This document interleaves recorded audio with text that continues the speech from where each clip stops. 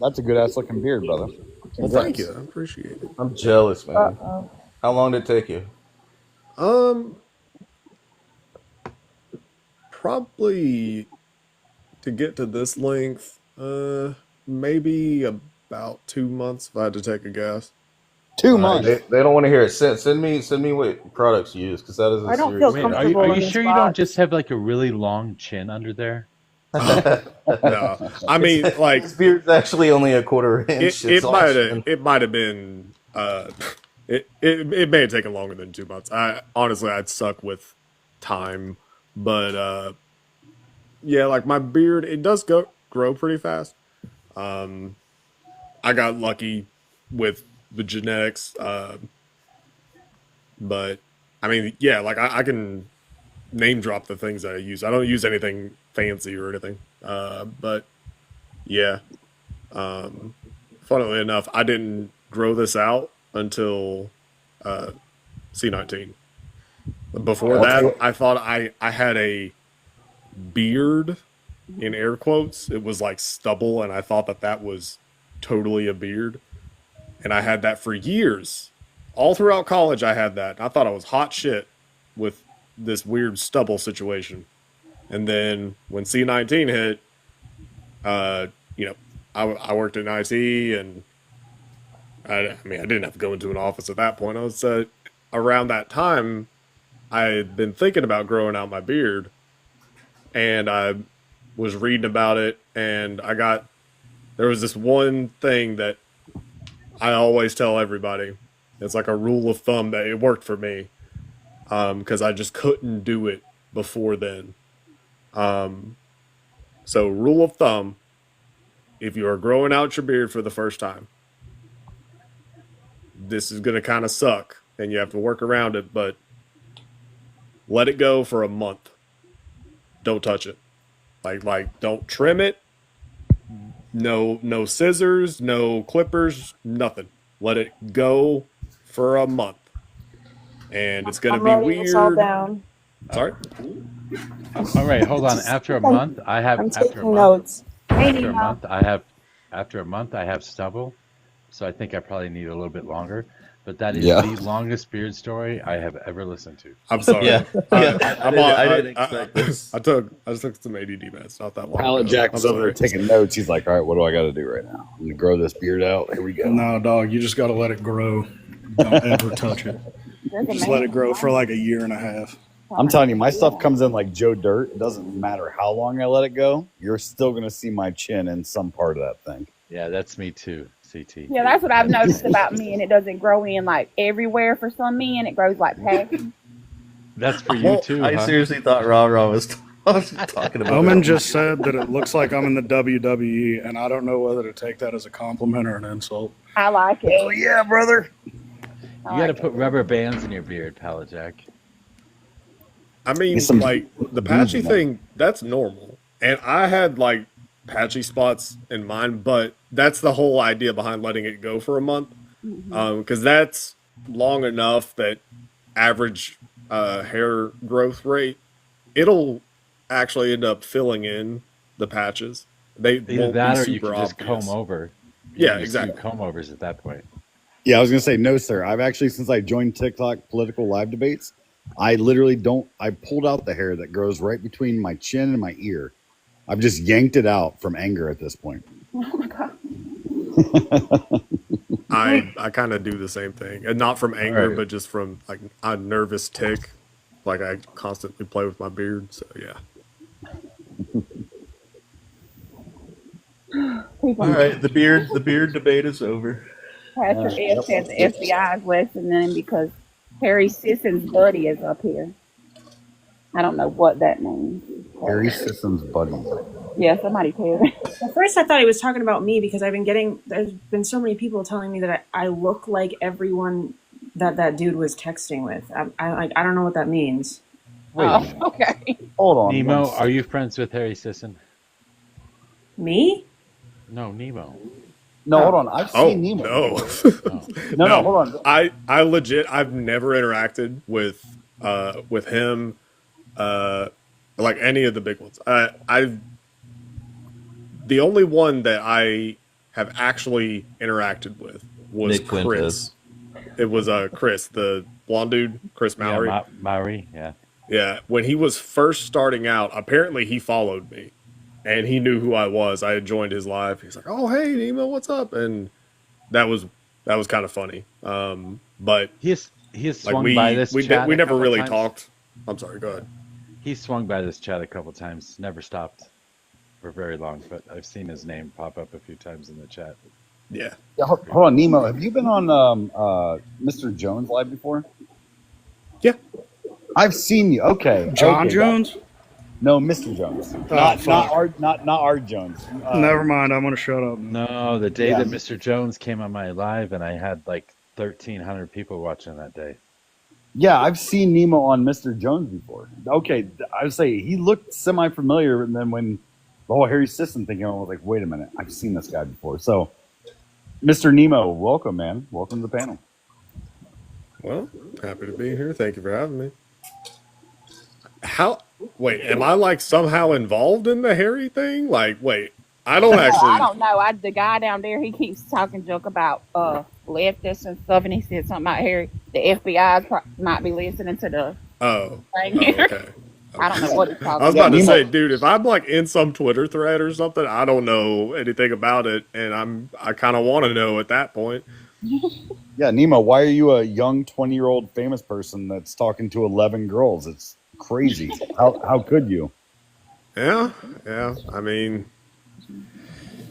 I don't know the entire situation. I tried to get like a Cliff Notes version, and I don't know. I can't believe Mojo is allowing us to talk about Harry Sisson this long. This is crazy. I actually brought it up because somebody in the comments said something about Sisson, so I was wondering. Are you opening up the topic of Harry Sisson to your lives? No. Okay. I want to talk about some 22-year-old kid and his fucking girlfriends. Yeah. Well, if I remember correctly, Mr. Nemo here is like, he's talked to some pretty decent people when it comes to politics. So I feel like we maybe should utilize this time to talk about some real shit. Yeah. Instead of beards and young men. Well, when he's got a beard like that, you at least have to ask the question, right? Before we start talking about real shit, I just want to say that we're at the point where Mojo, my 8-year-old now knows who you are because I've been on the panel like during the day when I have her, and she's like, who is that? Who is that? And I'm like, oh, it's this guy Mojo who we talk about like government stuff, and she's like, oh, and she'll like listen in sometimes. And then there was a time where everybody was on, like I wasn't up on the panel, but there were people, and I go out of all the boxes, pick which ones you think that I agree with or I like. And she literally picked all the right ones. There was like three people. I think it was like Red and I think Pro was up there, and then maybe Jody, I don't know, but she picked correct. Oh, Queasy, she picked correctly. I was like, yeah, wow. We're Good influencing the next generation. And then she goes, can I say something to them? Can I say hi to Mojo? Yeah, Joe, I usually have like an earpiece in or my headset on, and I set my phone down. I can't talk and debate sitting down. I have to like walk around and like breathe it out. But when I do that, my oldest daughter, she's like, Dad, what's a cult? I'm like, why would you ask me that? She goes, well, I saw on your phone, there's a red hat that says you're in a cult. What cult are you doing? I was like, I'm not doing a cult. Oh my God. No. And there was a guy earlier today that was on when you were just starting, and he came up to kind of just troll you for a second and then and then left. But right before he did, he said, have a MAGA day. Yeah. And then, and then my daughter heard that, and she goes, have a MAGA day. Wow. She imitated him. Oh, this shitty day. That's funny. My favorite time is when I first start up and I get like 10 or 12 different MAGA come in and they're all freaking out and saying stupid crap. So much fun dealing with those people. That was pretty crazy last night with that Menace kid, I think was his name. Oh yeah. I had to create a whole nother account. They got me completely blocked and banned from TikTok. Well, hey, if we could, only because Yeah. I'm not sure, but I think Mr. Nemo again has talked to a lot of high-end people. Could I just ask the question and maybe get things kick-started? Go for it. If you're cool with it. Yeah. Okay, yeah, Mr. Nemo. A lot of us here believe that we are in the midst of a constitutional crisis. We feel that President Trump is done. Sorry, I shouldn't say chump. I should say Trump. I got to pronounce it correctly. Shouldn't, name drop him. Do you feel that personally our Constitution is under attack right now? Absolutely. Yeah. It's being pushed in ways that it hasn't really in recent years, which is saying a lot because anybody who knows me knows that I despise Ronald Reagan, and I routinely refer to Dick Cheney as the devil himself. So even with that in mind, their, I guess, testing of the Constitution doesn't really compare to what we're seeing right now, which is, it's really bad. So I think that the only thing that we have going for us is that Trump is still an inept man-child, and his emotions do sometimes make it so he just can't effectively do the thing that he's trying to do, even when there are people around him trying to do that thing. So, we got that going for us. But in my mind, you can only get lucky with that so many times. We're just rolling the dice on how many times can we roll the dice and it's okay, Donald Trump is dumb, because even a dumb person is right sometimes. So it's concerning.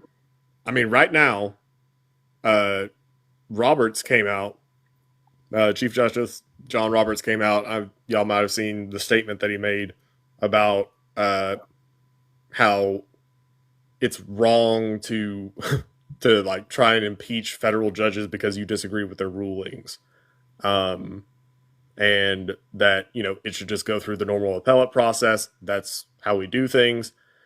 I'm worried that we're gonna run into a situation that was actually forecast by someone that I've got a clip of him saying it, and it's not good. But I think that we're on a collision course, and if we reach this point that is being described in this clip, I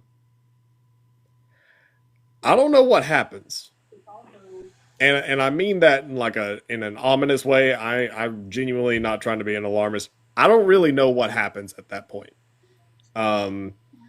So let me see. Where's this at? Dude, where's it? Oh, there. Okay.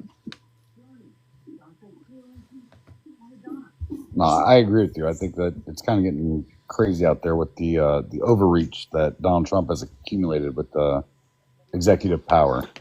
And I guess the next question I would have for you, which I know I don't want to move on before you make your point, just something to keep in the back of your head. Like, what can we do to stop this? And what would happen if a Democratic leader was in the same position and be pushing for things on the higher level? Like, at least from your experience, is there anything beyond what was his name? Booker, I think, came out and was like, yeah, we're doing everything we can. And a lot of people were pissed about that. Like, you're doing everything you can. You're telling me that, like, we have some federal judges at best that are trying to slow down these EOs. But is there anything else that you know of that you've talked about with other people that could slow down the power that Donald Trump seems to be accumulating? I mean, those are good questions. So all right, I know that picture. That's a podcast that JD Vance did with some guy about, and they were talking about getting rid of higher education and how they needed to change the government. And I've watched that podcast. The administrative yeah. state. Yeah. So I mean, this is the full podcast, and I mean it's from 2021. So it's old, but not that old. If people want to like screen cap that, I don't know if anybody's got like the ability to shift around the grid. So if anybody wants to screen cap this is the exact podcast that you. Hold on, sorry. I don't know if it's auto focusing or not. Yeah, that's good. Okay, cool. So that is the one that you want to get. So just screen cap that. And the timestamp, I'm going to blow this up a little bit, make it easier to read. The timestamp of what I'm about to play is, oh, Jesus. Wow. Okay, I'm a boomer. January 2025. Go away. Stop. I was gonna say, Nemo, I did all this bragging you right? up. And you are I'm just screwing up left and right over here. So there you go. So 27:13. So 27 minutes 13 seconds in. That is the podcast. It aired September 17th, 2021. Okay. It was number 70 if you look at it. Yeah. And so Oh yeah. this particular timestamp, again, 27:13, this is the part that is concerning to me, and this is the thing that I was alluding to earlier. So it's not long. It's literally 20 seconds of just, I don't know, pre-Ozempic JD Vance talking. So listen closely. I think that what Trump should do, like if I was giving him one piece of advice, fire every single mid-level bureaucrat, every civil servant in the administrative state, replace them with our people. And when the courts, because you will get taken to court, and then when the courts stop you, stand before the country like Andrew Jackson did and say the Chief Justice has made his ruling, now let him enforce it. So Andrew Jackson, you know, president on the $20 bill, dude responsible for the Trail of Tears. Once upon a time famously said something to the effect of the Chief Justice has made his ruling, now let him enforce it. So the Chief Justice of the Supreme Court ruled against something that Jackson was trying to do. It may have actually been the Trail of Tears. Trail of Tears, it was. Yeah. So they ruled against that attempt, and Jackson said, okay, well, y'all are some dudes in robes, and I have an army. Mm-hmm. And that's where that ended. That's where that conversation ended. I haven't read too deeply into how that really shook out, if that was truly the end of it. But the fact that J.D. Vance decided to reach through all of American history and pluck out that one little thing, and he is now the vice president who was essentially picked by Peter Thiel. Peter Thiel and that whole little group of bastards. PayPal squad. Yeah, exactly. I have 1 second. I want to say one thing. I have never heard of Peter Thiel until I was listening to this lady on TikTok who is a friend of J.D. Vance's sister, and she said, look up Peter Thiel, and you guys just bring him up again. Yeah. Wow. So Peter Thiel is, like, you know how Elon Musk is always out in the headlines, in the spotlight, and all that stuff? He is dangerous. And he's dangerous because of the amount of money he has, because that directly translates to power.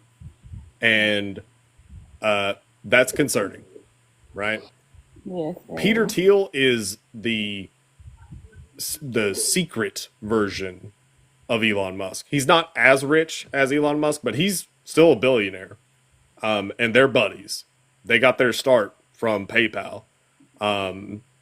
And they're both South African, apartheid South African, billionaires. And they both believe the exact same crazy Silicon Valley technocracy cult shit. It's essentially like anarcho-capitalism meets tech dystopia, except it's not a dystopia, it's a utopia. And they just love that shit. I'm still reading about all the little things that tie in between Peter Thiel, Elon Musk, and the things that we hear from Donald Trump every other day, like annexing Canada and Greenland. There's this thing called the American Technate, and that is tied back to technocracy, like the ideology. Yeah, I call it techno monarchy is what I've heard it referred to as. I have that in my Discord, so I have a channel for techno monarchy. I put links in there for like Praxis and links to Curtis Yarvin and obviously Peter Thiel and some other key characters in this whole thing. So some people that are in government right now. Good. I didn't mean to cut you off. No, it's okay. You're good. Well, I mean, you mentioned Yarvin. I recently learned his name. And so now I'm like discovering that rabbit hole of, oh God, it really is that. So there's also something, and you've probably heard of it, it's called the Nerd Reich. Does that sound familiar? I've heard it, yeah. Yeah. So the Nerd Reich, it used to be called Parallel Mirror. It's kind of like it's an effort to document all of the things that people who fall into that ideology, like Thiel and Musk, like what they're doing and the efforts that they're doing to advance this stuff. So yeah, Nerd Reich is not like, they're not pro technocracy. They're documenting it to be critical of it. What is their end goal, in your opinion? Like, what is the end goal here? So as I'm sorry. Or in anybody's opinion. Which box lit up? You were saying Discord server. Top right. Top. Hi. Top right for me is Joe. Yeah. Yep. Oh wait, are there two people in that box? No. No. I'm sorry. Who had the Discord server? That's Mojo. That's Mojo. That's me, the host, Mojo Ryzen. Okay. Your box doesn't light up at all. Okay, all right. Oh, it doesn't? Yeah, so Mojo. Oh, crap. Yeah, like you were saying, techno-monarchy, techno-feudalism. That's the end goal. So techno-feudalism, very simply, once upon a time, we had something called feudalism. What was feudalism? Nobody owned anything except for a bunch of rich, noble aristocrats, right? And people lived on that land, and they paid taxes on that land, and they farmed that land, and they just didn't have any assets whatsoever of any kind. And that's just kind of how it was. And they were subject to the whims of the people that did own that land. And hey, if they want to raise your taxes, well, sucks to suck. And that's just kind of how it was, right? So that was feudalism. Now, techno-feudalism is literally just translating it to the modern day. Oh, okay. Yeah, and you so can sign I mean, up you right can now. you can see that in, like, you know, apartments.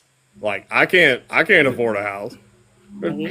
It goes back to, like, and Peter Thiel is one of the group of people that's talking about this shit called network cities. Trump's kind of come out like in a roundabout way calling them like freedom cities or something like that. But what Nemo's talking about with techno-feudalism is like the way that Silicon Valley, like the Silicon Valley elite thinks now. Peter Thiel being one of them. Same thing with Elon Musk. Elon Musk is doing this down in Texas right now with one of his like company towns that he's going to be doing for SpaceX. Is that the way that the United States should be planned out is through like technocrats, almost like owning in a feudal sense what Nemo was talking about, like tracts of area based off of their like technological network. It it gets kind of into like some tinfoil hat shit, but it's you can listen to podcasts from a lot of these dudes that are in like the Peter Thiel network and kind of go along with the stuff that Peter Thiel says. But yeah, Nemo's 100% right in what he's talking about. And speaking of tinfoil hat thing, normally I make fun of like the most tinfoil hat conspiracies. I used to love conspiracy theories back before MAGA ruined everything because they were fun. Now they always end up being about, I don't know, anti-Semitic shit. But if there was ever a time to bust out the tinfoil hat, just look at Peter Thiel and you will immediately want to bust out the tinfoil hat. This guy is what you think a Bond villain looks like. So, I mean, a picture doesn't really do it justice. So I'll show like a picture of him. Can anyone answer my question though? Well, hold on 1 second, real quick, Joe. Nemo, obviously, we appreciate you being here, and without just kissing your ass, is there a chance that Mojo could kind of promote his live right now? Obviously, Glenn. I just like him to have that opportunity, and again, we appreciate you being here for sure. But yeah, Mojo's got a bit of a spiel talking about what we're trying to do with this channel. I do. Don't make me do it. I'm so bad. When did that happen? Because you're the one that knows how the heartbeats work. Oh, don't worry about it. I don't care. That's fine. Yeah, tap the screen. I don't know, whatever. Gift the panel. Tap. Do the heart me at the top by my name or whatever. I don't care. All right, that was terrible. I'm gonna do it. I'm gonna do it for Mojo. For everybody in the comments section right now, please like the channel right now. Give a follow. I think it's super awesome that we got Nemo up here. This is badass.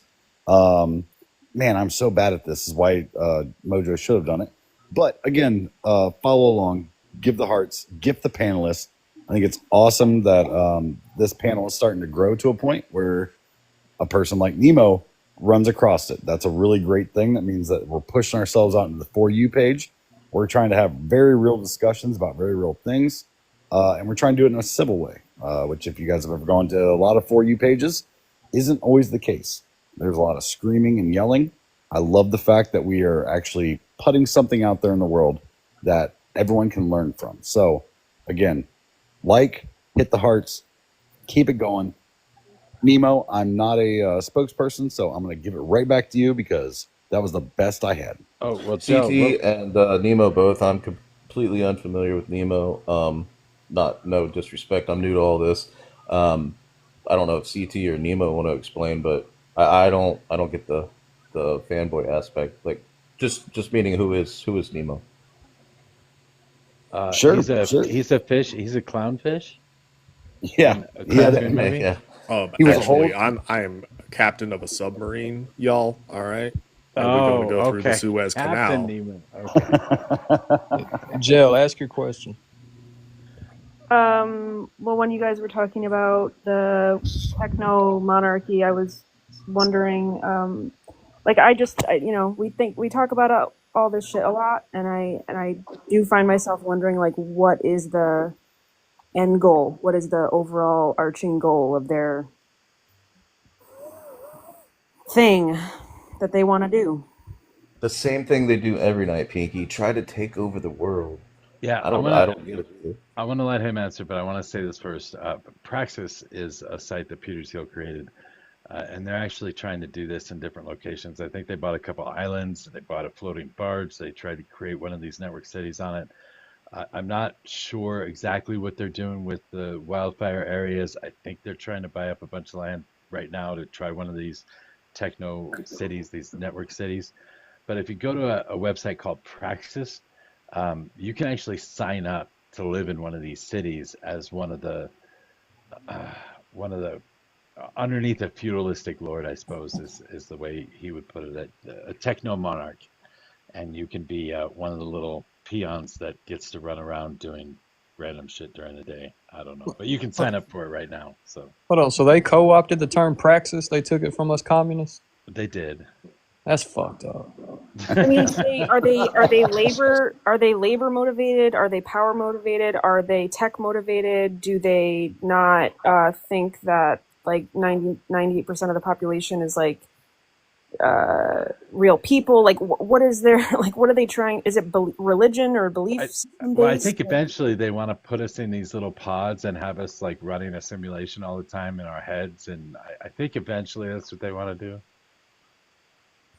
It goes back to like, and this, and I think y'all have heard me before. Like when I make the half-hearted joke about like the whole capitalism mindset is like the divine right of wealth. Well, before that, like in feudalism, it was actually like the divine right of sovereignty. And a lot of these people like have bought into the lie of meritocracy so much that they like believe that it is their destiny to like lead these sovereign like technocratic territories and to like further the like their own agenda with a like personal fiefdom. Okay, yeah, that's what I was like destiny. Okay. Nemo, I got a question for you. So the left is in a perpetual state, and when I say the left, I'm in corporate. I don't consider myself a liberal or a Democrat, but when I say the left, I mean liberals, Democrats, socialists, communists, Marxists, anarchists, anarcho-socialists, anarcho-communists, whatever. We're all in a perpetual state of like a defensive posture where we spend hours and days diagnosing the problem, pretty much doing what Paul Revere did, was just saying, you know, the fascists are coming, the fascists are coming. We acknowledge it. We spent years doing this. What to you? What does an offensive posture look like?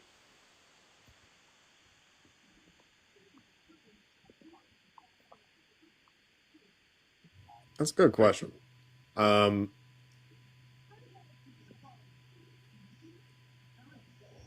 think really just pointing at a lot of the material conditions that everybody, like most Americans, are going to be touched by. So this is it like leans into that populist rhetoric. This is why like it's populist rhetoric is cooking with gas in a way. It is very effective, but you got to be careful with it. I think that's one of the reasons that we failed this time around. Yeah. We just didn't lean into populist rhetoric, and Trump has never stopped with the populist rhetoric. And it's fine because he doesn't have to tell the truth. He's not beholden to, actually delivering on anything, I've described him as authentically inauthentic. That's something that I kind of stumbled on one day, where people look at the Democrats like leadership, whether that's, Kamala Harris, Joe Biden. I don't want to give Kamala Harris too much hell, but,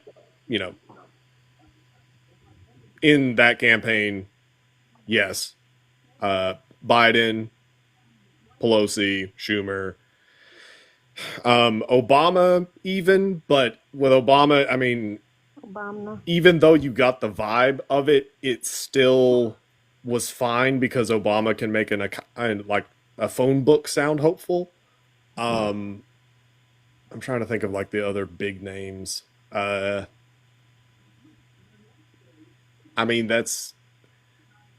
sometimes get it from Cory Booker too, and I want to like Cory Booker because he seems like a really nice guy. But I don't know. It's just there's something about the way that he like delivers the speech that he's giving. I don't know. There's something You're odd. saying that they're not necessarily like genuine, and it's Yeah. hypocritical, is what you're saying. Well, I'm not saying not necessarily that it's hypocritical, but that they come off as politicians. Right. They have that veneer of you are not legit. Like you're inauthentic. You're playing a character right now. And you would not be acting this way if we were, I don't know, just talking at a bar or something like that. You would not be talking the way that you're talking right now. You are doing some kind of weird cosplay right now. That's So they what. sound like so they sound like Justin Trudeau. Yeah, Yeah. yeah, Okay. yeah. I think that Trudeau is he's an example of it. Yeah, 100%. I think I Trump mean, sounds exactly I would the same in a need bar to- as he does on in a debate. Well, I think that's why there's a big uptick for AOC and Jasmine Crockett, because you have two politicians that are coming out and being complete themselves. And it's so funny because every time I bring up those two names, the same two things get said to me by everybody's like, but why do they have to be so ghetto? I'm like, all right, that has more to do about you than it does those candidates or those politicians. I'm so tired of hearing that shit. They say they're clueless too. They call every female politician clueless on the left. Yeah, and it's so disingenuous. It's so gross, and I'm really glad because much like the people on the right say, like, oh, just because I support somebody that's a bigot or whatever doesn't make me a R word. It's like, okay, go ahead and keep saying that about AOC. Keep saying that about Jasmine Crockett. Like, I cannot wait for the future where America is going to go because of those two alone are going to start pushing an idea, well, not just an idea, an ideal that is going to actually grow. I think it's going to be awesome. Yes. So we were talking. Go ahead. Sorry. I was going to say we were talking about this earlier as far as so there's two things happening at once, and it kind of bugged the shit out of me because just 3 months prior to the election is when you saw the media and a lot of Democrats and everything started ramping up like the F word, fascist, and it wasn't until John Kelly and Mark Esper and pretty much Trump's entire cabinet coming out and saying like, yes, this is the epitome of fascism. Yes, this is a fascist. And then, everybody started using that word, even though it should have been used in 2015 and it should have been on repeat. Like, this is what it is. And there was an uptick in the search for the term fascism on Google leading up to this past election. And so you have like Democrats and liberals who are afraid to call these things like what they are in this MAGA movement, what it is. But on top of that, at the same time, you have people, even ones that we idolize, like when I say like we, like on the left, like idolize AOC and Jasmine Crockett. They're still afraid to kind of, they try to cloak what they truly believe and try to like make it pretty, like whether it be socialism or democratic socialism or Marxism and things that we should be educating people on. And this is what we was talking about earlier, is like you have like people on the left in politics who are just afraid because they feel like it is going to delegitimize them. But like, I think we all knew, like during the Tea Party movement, they all wanted a Trump. They all wanted this movement that exists now. They manifested it by cloaking it and covering it up. And then it just, it completely transformed into just something that was overt, out in the open, not cloaked anymore. Like it is, like you just see its ugly face up close and personal. Yeah. And it's, why can't the Democrats and liberals just come out and say like, yes, like this is what Marxism is. This is what socialism is. This is how it will benefit you. This is what it would look like. Instead, they just kind of like dance around it by free or a single payer healthcare system. And they try to do they everything. just talk about but the policies and they dance around it. I can answer that for you. As me being someone just tonight, I mean, literally just tonight, that thought socialism was bad. Listen, I've been taught this my whole life. I have never been into politics. I didn't get in until Trump because I think he is a bad person for this country. I have always been told socialists are bad, Antifa's bad. You see, that's what I've been fed. Yeah. And that's where, but Trump says he's going to be a dictator, and Trump says he's a nationalist. I know. Rah, great quote by Fred Hampton is socialism is the people. Yeah. If you're afraid of socialism, you're afraid of yourself. You got that right. I'm glad I come to this live because see, people like you guys give me hope because like they be having me shook up. There was a Nancy Pelosi town hall. I don't know if y'all watched a few years back on CNN. She had a town hall, and this young college student got up there and gave a good, debate or a town hall question that pretty much summed up like how the young population is pretty much trying to veer away from a capitalist system into a more democratically socialist or socialist system. And when that question was posed to Nancy Pelosi of how the Democratic Party can start steering the young generation that way, she laughed in his face and said, "Oh, we're not socialists, we're capitalists." And that is why I feel like that attributes to the low popularity.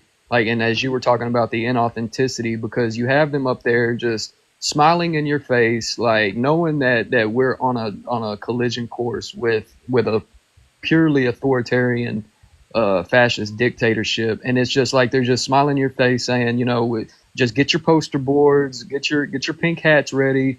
We're gonna have a 1 million-person march at the Capitol, and it's just that they don't understand. There's no sense of urgency within the Democratic liberal space, and I feel like what is the what can we do?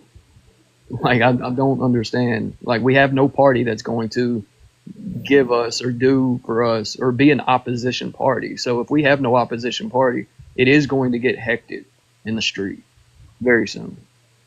Yeah. I was talking about this earlier tonight.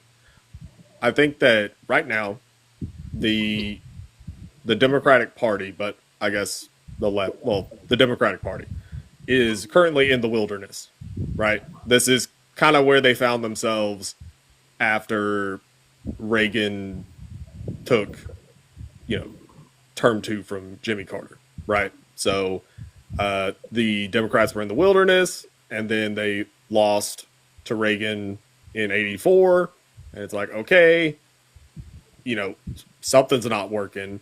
We gotta figure this out. And then George H.W. Bush got it, and they're like, well, damn, what do we do? And so after 12 years of Republicans getting that, you get Bill Clinton. Now, the issue with Bill Clinton is that people think that he had, I don't know, that he cracked the code on this and that he was a genius. Except, you go look at the '92 election. The only reason that Bill Clinton won is because Ross Perot. And he's from Arkansas, a blue dog Democrat. Yeah. Like Ross Perot ran in that race. And normally third party candidates don't matter, right? They are less than a percentage point most of the time. Ross Perot, who had like more money than God at the time, and he was good. He was kind of like a crappier version of wow, I am blanking on her name. Whiteboard of Doom. Katie Porter. Kind of like a crappier version of Katie Porter. Like he was big with the charts and stuff. He ran this campaign and it got national recognition, and he was in the race. And this is to me, the most damning indictment of, I guess, third parties is the 1992 race, at least in the modern era, because Ross Perot got 1 in 5 votes cast in 1992. Like, just shy of 20% of all votes cast in America went to Ross Perot. Guess how many states Ross Perot got in the Electoral College? 0. Yeah. Like, that's the unfortunate reality. Wait. What was the percentage? Sorry. Yeah, I think it was 19 point something percent, but it's just shy of 20%. So just shy of 1 in 5. I didn't know that. Yeah. And it's dumb because, 1 in 5 people voted for him, but those 1 in 5 people were just in the wrong spot on a map in a country. So I guess their voice changes somehow. I mean, I think the Electoral College is dumb. And I'm very big on abolishing it and just going to a popular vote system, because of this exact thing, which is if 1 in 5 people voted for this guy, their voices should be heard, right? They shouldn't be drowned out by this other dumb system that doesn't work as intended sometimes. And then we get, these crazy situations like in 92 and then in 2000 and then in 2016. It's really frustrating. But in any case, Bill Clinton did this whole neoliberal third way. I've got some liberal views. I've got some conservative views. That whole shtick, right? And it set the course of the Democratic Party from then to today. Because we are still, like the Democrats, I mean, especially leadership, they're still doing the same song and dance. Yeah. They might have updated their rhetoric a bit, but I mean, it still is like, okay, guys, we're going to do neoliberal stuff. So we're going to tinker around the edges. Right. Sorry? It's gotten closer and closer to the right. It's just, yeah, exactly. Yeah, I mean, that's the other frustrating thing is that neoliberalism says, okay, look, guys, we don't want to do anything drastic. We just want to tinker some stuff around the edges and make some incremental change. So there's no real identity for people to connect with. Exactly. And there's no story, which that matters a lot. That having a narrative, like a story, a genuine story that you can tell someone and say, this is the reason that it's hard to live in America. This is the reason. And tell them that story. Like, MAGA has a story. What is their story? Okay, well, once upon a time, America used to be really great. And then all the damn immigrants came here, and they made it horrible. And America used to be white, and now it's not. But, that's just kind of low-key and not explicit, though. But it really needs to be white. But also not explicitly. And by the way, when it was white, it was fucking awesome. And so we should go back to that because that was wonderful. And to do that, we've got to deport all of these criminals. We've got to kick them out. Get rid of all the criminals because they're taking all of our jobs. And if they're not taking our jobs, they are simultaneously somehow taking all of the social safety net programs, which they are not qualified for whatsoever. So I don't know how that works, but they're taking those too.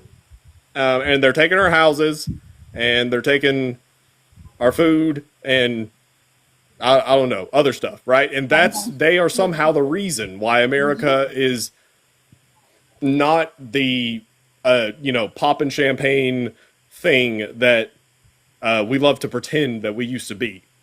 When we were that, it was poppin' champagne for the rich. It's never been this whole poppin' champagne thing other than a very fleetingly brief period of time post-World War II, which, if you want to read about that, post-World War II, it's referred to as the golden age of capitalism, golden age of economic expansion. If you look that up, it's a period of time, basically, World War II ends, and from basically then until roughly 1970-something. Right, mid-70s. 1971. That period of time? Go ahead. 1971. 1971.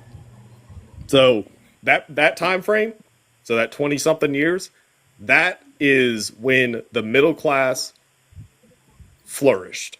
That is when this whole idea of Americana, that most people in these leadership positions, that's what they think of.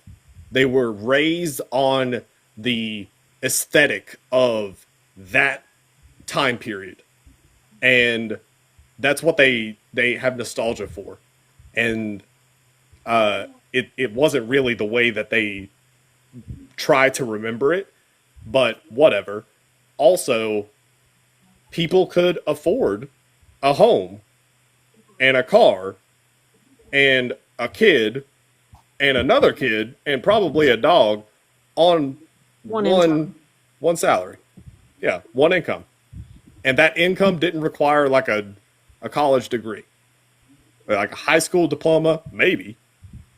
And you get a pension. They got a pension at the end of all that.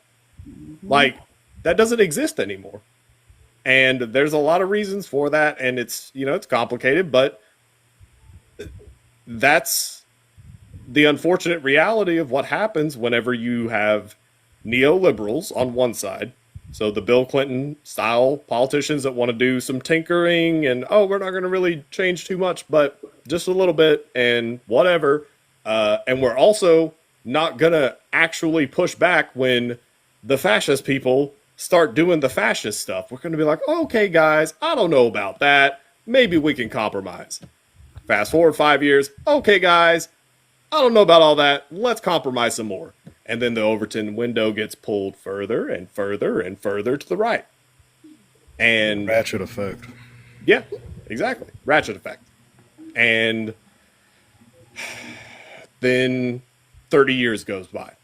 And now we're at a point where I was pointing out things that Richard Nixon accomplished in his administration. Richard Nixon. And I'm not a stand for Nixon or any of them, right? Mm-hmm. But I was reading off his domestic policy. It sounds like something that a Democrat would be accused of being a super liberal for.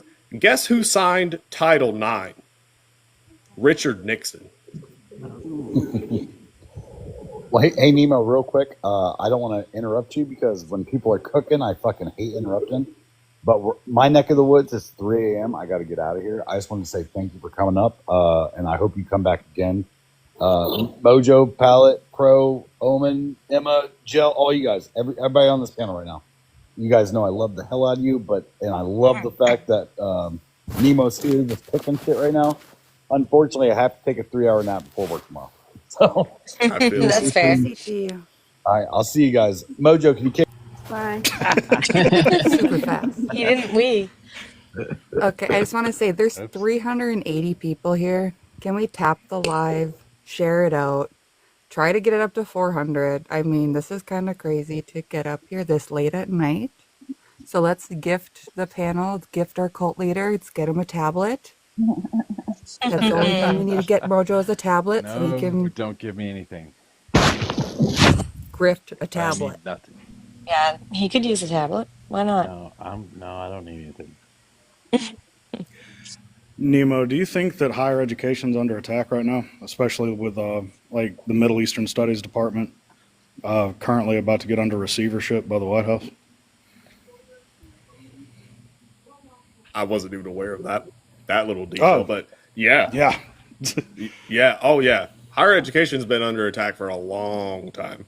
This is one of those long-term projects that the Republican Party adopted, or certain factions of, like crazy conservative right wing, they adopted. So number one was overturning Roe. That was a 50-year project and they succeeded. Mm-hmm. And this is the other one, undermining public education. The other one is getting rid of Social Security.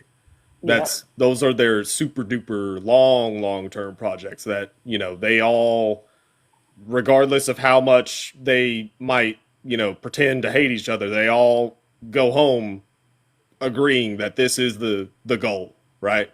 So, as it pertains to education, so we see it from Republican politicians. They always bust out the same rhetoric where it's like, private schools are good. How about we just use vouchers, as if that makes any sense at all? And, what about choice and blah, blah, blah, blah, blah. And they've been doing that whole song and dance for a long time now. Now, the other thing that is actually really insidious, like it's subtle, is the anti-intellectualism that we see in our media. Not right now. I want you to think back to when you were growing up. Okay, so in my case, that would be 90s, early 2000s, but especially in the 80s, and there's a reason that I want to focus on the 80s. There was a whole lot of nerds are dumb, or nerds are weird, guys. We shouldn't let the nerds lead. Like, let this Chad jock guy do it. Come on, man. Let this underdog that's also somehow still a jock, he should do it. not this nerd guy.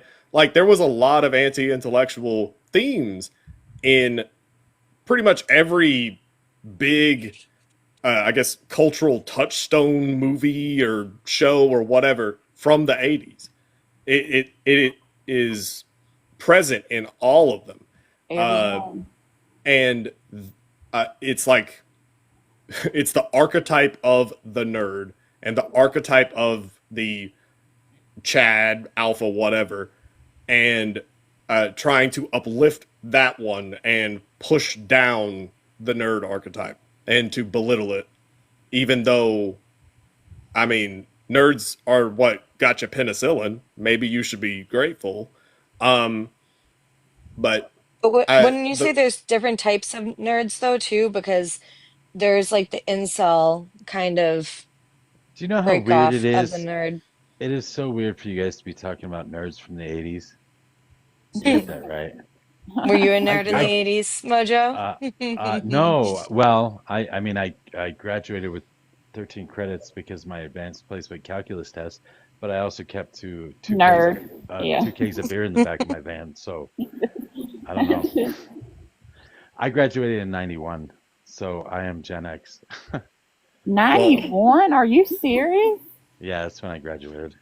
So the Gen X thing, that's why I wanted to focus on the 80s. So you are actually the perfect use case for this. Okay, so Gen X is the only generational demographic that voted majority Trump this year, or this election cycle. The only one. Boomers, really? Everybody would think boomers, right? No, they were evenly split. Oh, like, wow. I don't believe this. I need a source on That's this. hard for I me think to I believe know. as well. I think I know why. I think it's because they feel left behind because the boomers never pass the torch. They keep on staying in office and in their jobs. They never pass the torch. And now people are like, millennials, we want a shot. But that Gen X is like, when was our shot? So they're Wait, pissed. was We are the millennials the forgotten. lowest? Was We are the millennials the forgotten lowest? As a Gen generation. X born in 1978, I can see both ways. I can see both ways on that. I'm a I also millennial. worked at Planned Parenthood, and now I'm a federal employee working Because in I a would assume bureaucrat, Gen and I Z worked or late boomers tonight. would be the That's why highest, and I I'm. would Whoa, assume whoa, whoa, whoa, millennials whoa, would be the whoa, whoa, whoa, lowest. Joe. I think I'm a Sorry. millennial. Mm. Swamp, was that Swamp that was talking?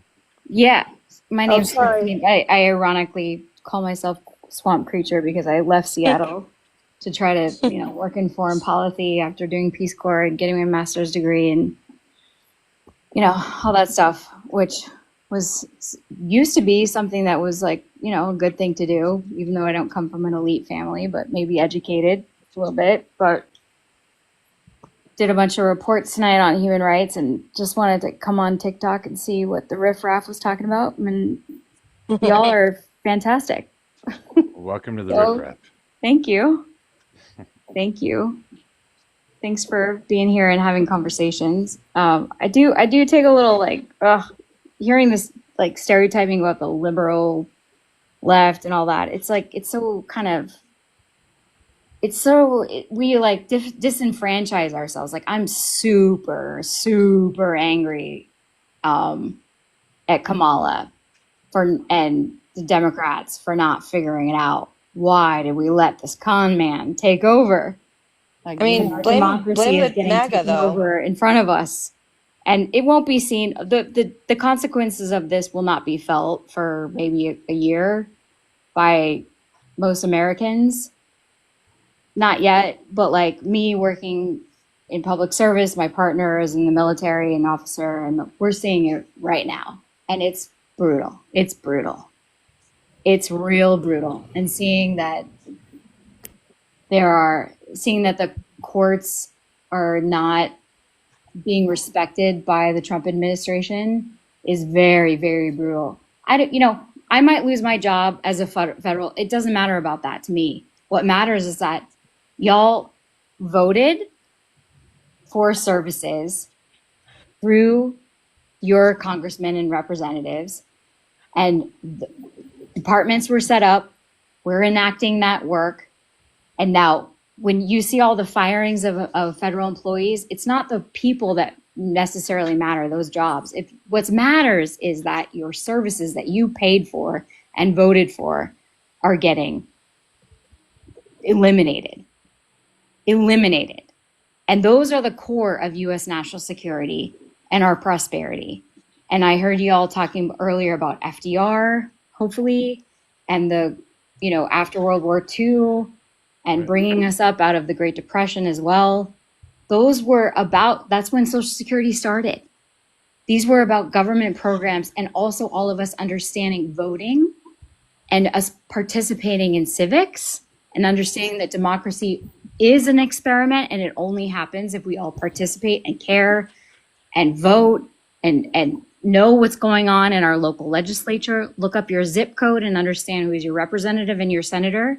And if you care about anything, you can call 202-224-3121. Just give your zip code and you'll get hooked up with your senator or your congressman. That's the most empowering thing I can say. Just remember that phone number. Give it to me again, ma'am. I'm sorry. The phone number for the switchboard for the Senate, for your senator or your congressman, is 202-224-3121. That is for every single American. You call that. That's a general switchboard. You give them your zip code. You say if you want to speak to your senator or your congressman. It works very well. Yeah, you'll get an answer. You get LinkedIn. You'll get a machine. You'll get not necessarily. Not necessarily. Well, it's your particular representative's choice if you go to a machine or not. But for my representatives, I don't go to a machine. Not because of my phone number or anything. It's your particular representative's choice. But even if you go to their voicemail, they look at that. That matters to them because those people are voted in with your vote, and they also have constituent services. And if you call them or you mail them or you visit them, they serve you. And that's very important. And they vote for our budget, and they vote for our laws, they create our laws. I'll let it go there. Lots of people voted, even though it's, a lot of people could have voted that didn't, but a lot of them did it for a reason. It's because of the war that's going on, and they don't want our government to be complicit in all these unalivings of people that are innocent in other countries. And a lot of people did vote, and a lot of people just ate a lot of propaganda that's been going around. And I feel like MAGA, really, some of them are more conservative and some of them are more MAGA, and they're, anything Trump wants that he gets because he's king. And it's I don't think they're still not wanting to question the dictator. I know. It's very painful. No matter what happens. Okay, I have a question, Nemo. So you said you're kind of looking into this. Why do you think Gen X voted more for MAGA? So I think that it really is just a matter of how that generation was raised, and not even just the boomer parents aspect, but like the media aspect. I think that there is something genuinely pernicious about the archetypes that I was talking about, where on some level they have that ingrained in them, because a lot of people during that time period between I don't know, when you're 12 and when you're 25, that is what shapes you for the rest of your life.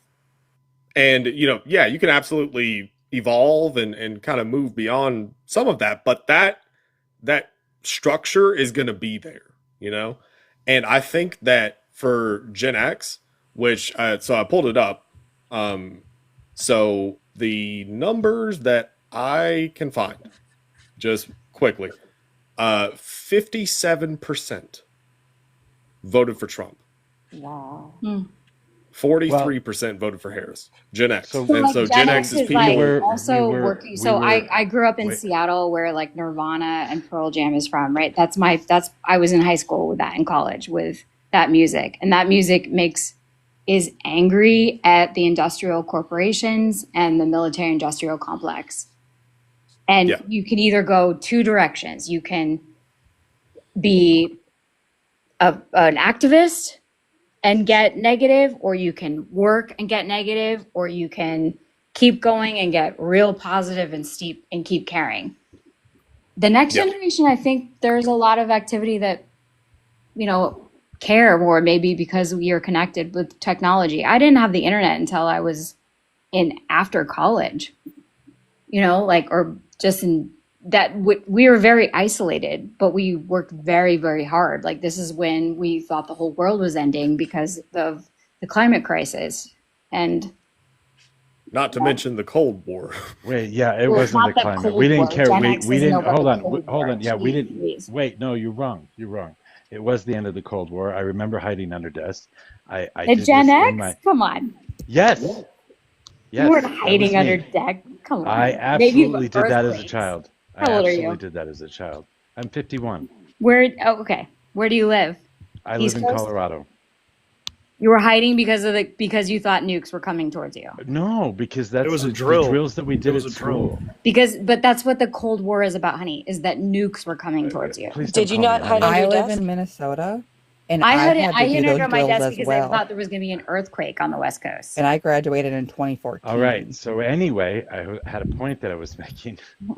Yes, we grew up during the Cold War. Yes, we learned to hate Russia. Yes, we told racist jokes. We said racist things. We used all the bad terms that we can't use anymore. We skinned our knee and were told to stand up and brush it off. And we learned to live that way. We were latchkey kids. We didn't get to see our parents because they were working when we got off school. They were working when we left for school. We didn't get to see them at all, for the most part, I guess. Mm-hmm. And we lived a different life. We rode our bikes everywhere. We didn't have computers. We didn't have technology. I got an Atari 2600 at some particular point or another. Mm-hmm. But some of us were active. Some of us cared. Some of us thought. My parents weren't political. My mom wasn't political. My single mom. My dad was out of the picture at that time. But I worked on the first Clinton campaign. I worked on the Gore campaign. I worked on the Kerry campaign. I was on stage with it. Yeah. Yeah, I've been in politics my whole life. So I have a political science degree from CU. I worked at my state capitol. I worked for state representatives. I worked for Diana DeGette for one session. So I've been involved in all that stuff too. But I guess maybe because I decided to be political, maybe that's why I'm liberal as I am. I don't know. So how are you? How pissed are you right now? Where did we fail as progressives? Why did we fail as the party who supported workers? How did we fail so miserably? Bumper sticker politics. That's how we failed. Yeah. Playing it safe. Fear mongering too. I mean, You know what, though? Reagan also fucked up a lot too, so let's not underestimate him. Yeah, but that's that's before. Hats. I mean, stuff like Mojo? that. What? Being a millennial, we had half of what you just said growing up. We had parents that weren't there when we got home, and made Pop-Tarts or whatever, and could be out till the street lights were on, then we had to go home. We had a lot of that freedom, a lot of the millennials, and then we also grew up with the phone craziness before it got too crazy with the internet, but we still had to learn kind of both worlds.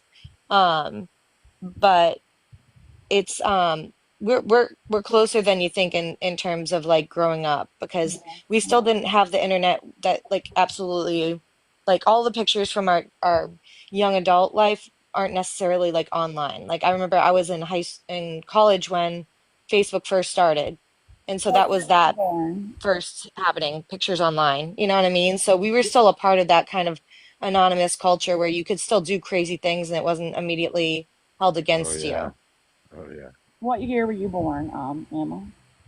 I was born in 86. Yeah, I was born in 83, so I kind of reckon I'm with you, we have more in common with them than they think.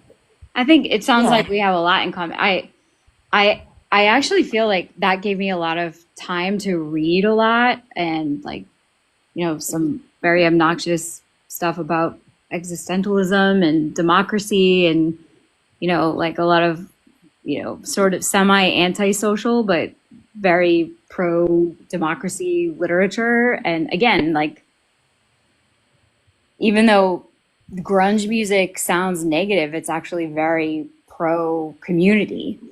And so coming from a liberal arts college where I didn't have social media at that time was a way to incubate a lot of deep ideas about what community means and what democracy means and how hard but important it is to engage with each other and put yourself on the street and actually speak together to promote ideas that support your own dignity and your ability to, pursue happiness and peace. And somehow that twisted in these Curtis Yarvin jerks. They missed a lot of what it's like. They learned how to code, but they didn't read anything about philosophy, religion, or history. I think that's honestly like where we're at right now. Back to the incels and empathy or lack of empathy. Yeah. The It's like they read the headlines, but they don't feel it. They're like when we were in civics classes, if you did have a civics class, and we're reading about all like how difficult it is to have democracy and how everyone has to participate. They were the boy in the back of the class was like, yeah, that's too hard. I just want to be the benevolent dictator. That's what I think is best. And then they learned how to code and did an app, and now they're like, great, that will fix everything. Like, I worked so many programs on public health in Africa, like millions of dollars, and every freaking time, oh, we can just do this app and that'll fix everything. And then Dr. Paul Farmer was like, nope, you got to sit with people. And all right, what do you? Oh, sorry if I'm doing a tangent there, but community matters. Being with people matters. Apps don't fix things. Technology doesn't fix things. We actually have to have empathy and sit with people, and democracy works that way. So maybe hopefully from my Gen X perspective, that's actually incredibly negative, but I hope that I leave something positive is like, there's nothing mysterious. There's nothing mysterious here. Elon running amok in the White House and just canceling all of our votes and everything that we've all cared for and hoped for is not balancing the budget. He's canceling democracy. Well, I mean, we let the billionaires kind of take over, right? Like we're letting them make all the decisions. Elon's in there taking the government contracts, firing people, and then putting in his own SpaceX employees into the FAA, like building launch pads with our money. Like there's no accountability. We need to like call this shit out, and the right's not going to do that. There's going to be a certain amount of conservatives that come on here too that we talk to all the time that we can reason with, that are rational people, but I don't think we should be trying to get every single person on the right, because some of them are going to just eat that propaganda till the end. Yeah. Hate goes a long way. Hate for people taking your jobs. That's one thing, and not being politically aware too.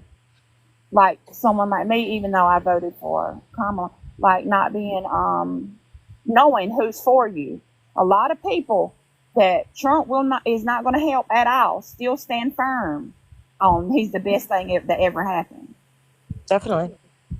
I think media literacy will be a college major in the next 10 years, honestly. 100%. You know why I'm so afraid is because my family actually met in a Christian evangelical commune. And these people actually believe in the end times. They actually believe that anyone who does not believe in Christian nationalist principles is filled with evil spirits. They really believe that. And they're in the White House. We're not going to convince their hands those people on Trump and believing that. That is what's happening. It's terrifying. But politics, go ahead. Politics on both sides, it's devolved into a team sport. And I don't know exactly when that happened, but it seems like 80% of political discourse now is just about like, what can you do to beat the other side? Mm-hmm. There's no real conversation. It is Rush Limbaugh. Rush Limbaugh started it. I'm telling you, the EIB network in the early 90s, that's when it started. When they started calling us red diaper doper babies, Michael Savage, that's when it started. Yep. I was going to say the exact same thing. it's all about just like otherizing, like the same, like it's about otherizing the same working class that you're a part of. Yeah. And I don't get it. Yeah, I mean, like I've worked since I was 14. I worked fish canneries and I mean, serving jobs, but I've always, you know, put myself through school and had a semblance of, through my faith, social liberal faith, like as a Christian, that like had another semblance of an idea. And I don't know, I'm not like, are we interested in on this TikTok about like what the origin is? Is this like a history thing, or are you interested in action? I'm curious what Now, people care about. the now, I think, is the most important because like fascism is like right there. We need to push and get people to understand that everyone is like we can be in the same page and push them to do the right thing and whether they want to or not. Like we can't, the constitutional crisis is like a big deal. Trump not saying listening to the courts is a big deal, and taking away constitutional rights from people is a big deal. So I think that's the most important thing. What would you say, Mojo? Huh, I don't know. I don't. I don't know. Get I don't know involved how with we got local here. politics. Go down to your Democratic headquarters, talk to them, ask what you can do, work with anybody you can. Talk to your state rep, talk to your national rep, see if you can work on their campaigns, start passing out flyers, making phone calls, whatever you can do to get the word out and do it as soon as possible. There are people running already. Like I said, like I've told you guys before, I live in Lauren Boebert's district, and Trish Calvarese is her opponent, and she's already got her campaign semi up and running. So we'll be doing some work on that pretty darn quick, trying to get Boebert out of that seat. That's so awesome.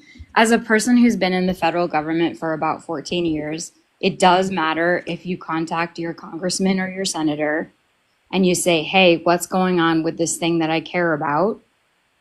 Specifically, if you know about a program or you don't know about a program, because a lot of the problem is like federal bureaucrats like me, we can't like advertise it. I'm even in danger right now, like even talking about the work that I do, which is absurd, but it's important that like go onto the government website, see the programs that are for you, and look into them and call your congressmen and your senators because they only have so much time and they count on their constituents to hear from them. And if you have an issue that's going on, call them and contact them, but also call and contact whoever is your service, like who is serving you in your local city, your county, or your state government. But the most important thing to do is to like, it's very, honestly, it's very hard to figure all that out in terms of what your rights and services are. But if you go to call 202-224-3121, you can call your congressman or your senator and have that conversation. You voted for them, we pay for their salaries, and that's their responsibility to talk to you. Right quick. William, thank you for the Venmo. I know it was a little bit earlier. Thank you for that. You said, stay being an awesome source for news and leftist opinion. Thank you very much. Thank you. Yeah, I think that being involved is a requirement. I mean, especially now, but that is part of, I guess, the social contract, right? On some level, we have to be involved. No, and democracy literally does not work if we're not involved. Can you let him finish his statement, please? Well, so, I mean, I agree. Like, people, we have to be involved. And I guess shutting that, or I guess shrugging off that responsibility, abdicating that responsibility is, I mean, you can do that for a while. It's kind of like going without sleep or, eating junk food. Eventually that's going to catch up with you. And fascism, people seem to think that, I guess it's probably because we were always taught a very specific thing when it came to fascism. We were always taught fascism equals Yazis, and Yazis equals those bad guys with the tanks and the crooked crosses and the goose stepping and the big pew pews and the funny helmets. And so, well, we don't see those, so it must not be fascism. Yeah, it doesn't start that way. And there's plenty of ways that it can start. There's not just one specific way it can start. And it's about being able to see it and to respond to it when it's there. You know, like whenever it comes to the Yazis, they did it legally. You know, they took power more or less legally. It was a coup de jour. And 53 days. 53 yeah, days they took power. Exactly. Legally. Yep. 53 days. Mm-hmm. And it's worrisome to me because one of the most common ways that I guess authoritarian regimes take power is via the court. Once they get control of the high court, everything else tends to fall in place. Because as long as you have the Supreme Court of whatever country you're in, as long as you have them ruling that what you are doing is legal and ruling against things that try to stop you, as long as you have that, you're effectively untouchable. And you can get your agenda pushed through. And, you know, right now, I mean, Roberts is hanging on for dear life trying to keep some semblance of legitimacy in the Supreme Court. It's bad. Alito and Thomas single-handedly, they undermined that with just the flagrant bribery that they're just doing out in the open. They don't care. And they don't care that you know. Because they know that you know, and they don't care. Because they know that even though you know, nothing's going to happen because at the absolute top echelons of those three branches, the system kind of breaks down because at that very, very, very top, it operates on the presumption of good faith. That the people in those positions are actually operating in good faith and they are actually operating by the rule of law, right? Nemo, please, Nemo. I'm so worried just with you. The center is falling apart, but please, like, there are a few tenuous threads, and you have a platform right now, and I'm begging you not to just totally throw it away because you have a platform. Please, Even questioning it's okay though, totally like talking about it. away, okay? You need to talk about it though. Wait, what do you mean? I'm confused. Important to look at the individual, I look at every single court decision, what goes before the Supreme Court. And it is disgusting that Clarence Thomas and how they've taken there should be a code of ethics that should be imposed on the Supreme Court. But the Supreme Court, the rule of law, it's all a social contract. Yeah. It's all a social contract. And Nemo, like, you're a very brilliant guy. I'm a little patronizing in saying that. Apologies, but like, no, you're fine. You have a platform, and it's important to not. It's important to use that wisely, and that there still is the ability to take legal action and to take small actions with your representatives and with each other, and watching the media and watching what's going on, and every single. I mean, look at Wisconsin. Look at Wisconsin. Exactly. Like Wisconsin, they're like Elon's trying to is paying people for this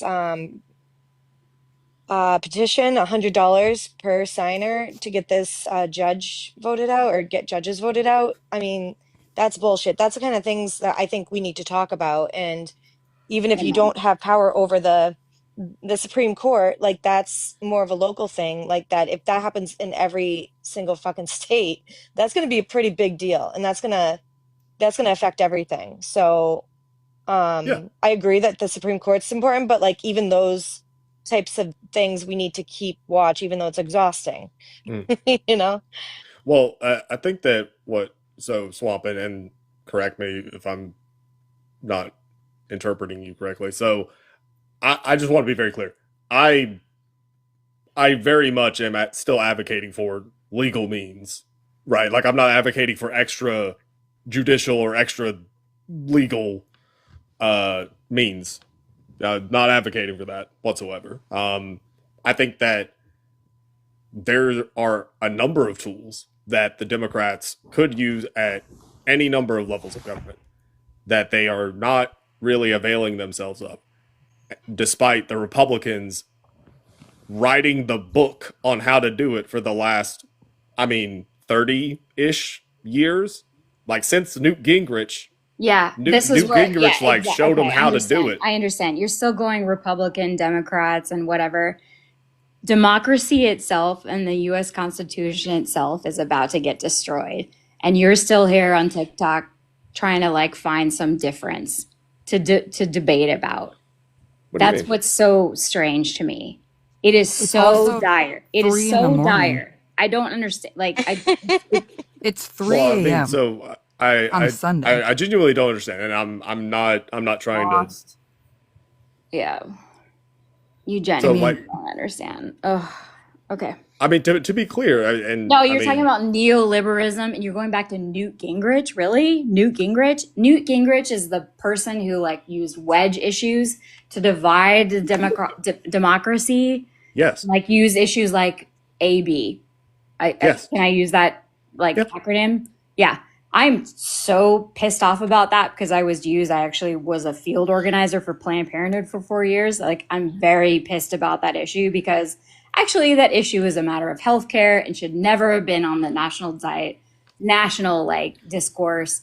It was used by Newt Gingrich as like neocons, not neoliberalism.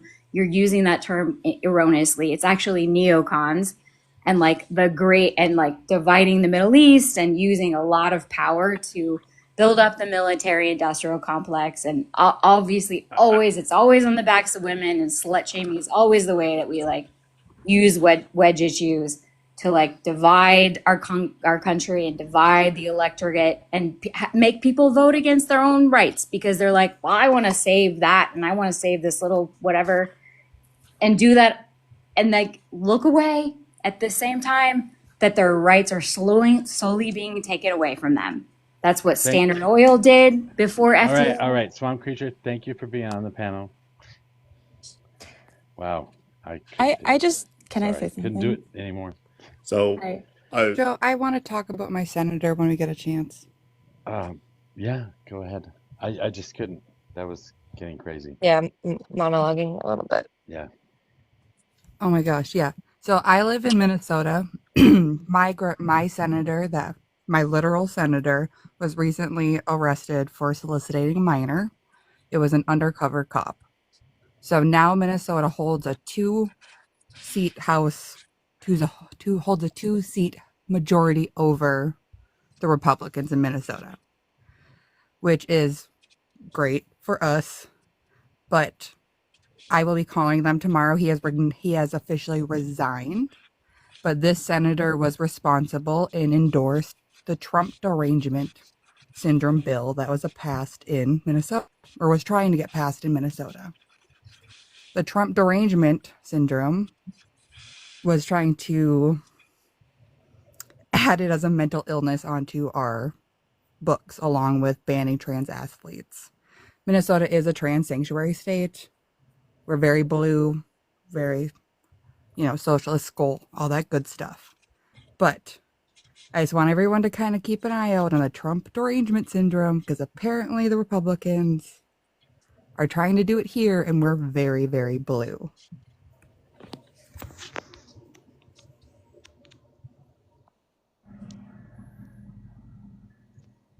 Mojo, could you drop me, brother, if you don't mind? Yeah. Thanks for hanging out. Bye, Palette. Yeah, thanks, everybody. We'll catch Bye, you Pallet. tomorrow. So, I wanted to, I guess, just try to, I don't know, maybe clarify. I don't know. I think I know where she was going. Well, so I mean, like the reason that I mentioned Newt Gingrich is because, yeah, Newt Gingrich is evil, right? He did what was it, Contract with America? Was that what it was called? And Yes. like that was the playbook. Like his style of governance and politics, that is what led to what we have now, the team sport that we have now. You know, how did we get to a team sport? Newt Gingrich, Rush Limbaugh, which Rush Limbaugh specifically exists because the Fairness Doctrine was repealed under Reagan, which again is why I despise Reagan. So, but Newt Gingrich really turned that up to 11 and said, okay, why we don't actually have to better our constituents. We don't actually have to do that. We can just throw shit at the wall and then blame it on the Democrats. And then once we get power, then we can maybe work on some stuff. But until then, oh yeah, no, we're just gonna grind government to a halt. We're gonna be completely ineffectual. Yeah, no, Newt Gingrich was pure evil, and I mean, that was that what was that 94. So yeah, that's 30 years ago. It hurts me to know that it was 30 years ago, but yeah, it's 30 years ago, but that's really, I mean, that's not that long ago. It really isn't that long ago. It's not like I'm talking about ancient history.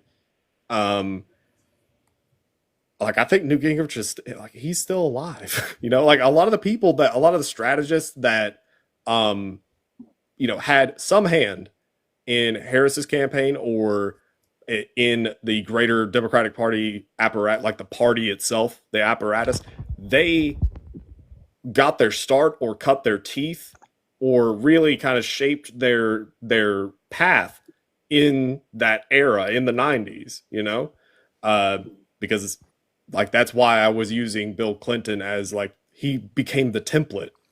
And that's what we saw that with Gore.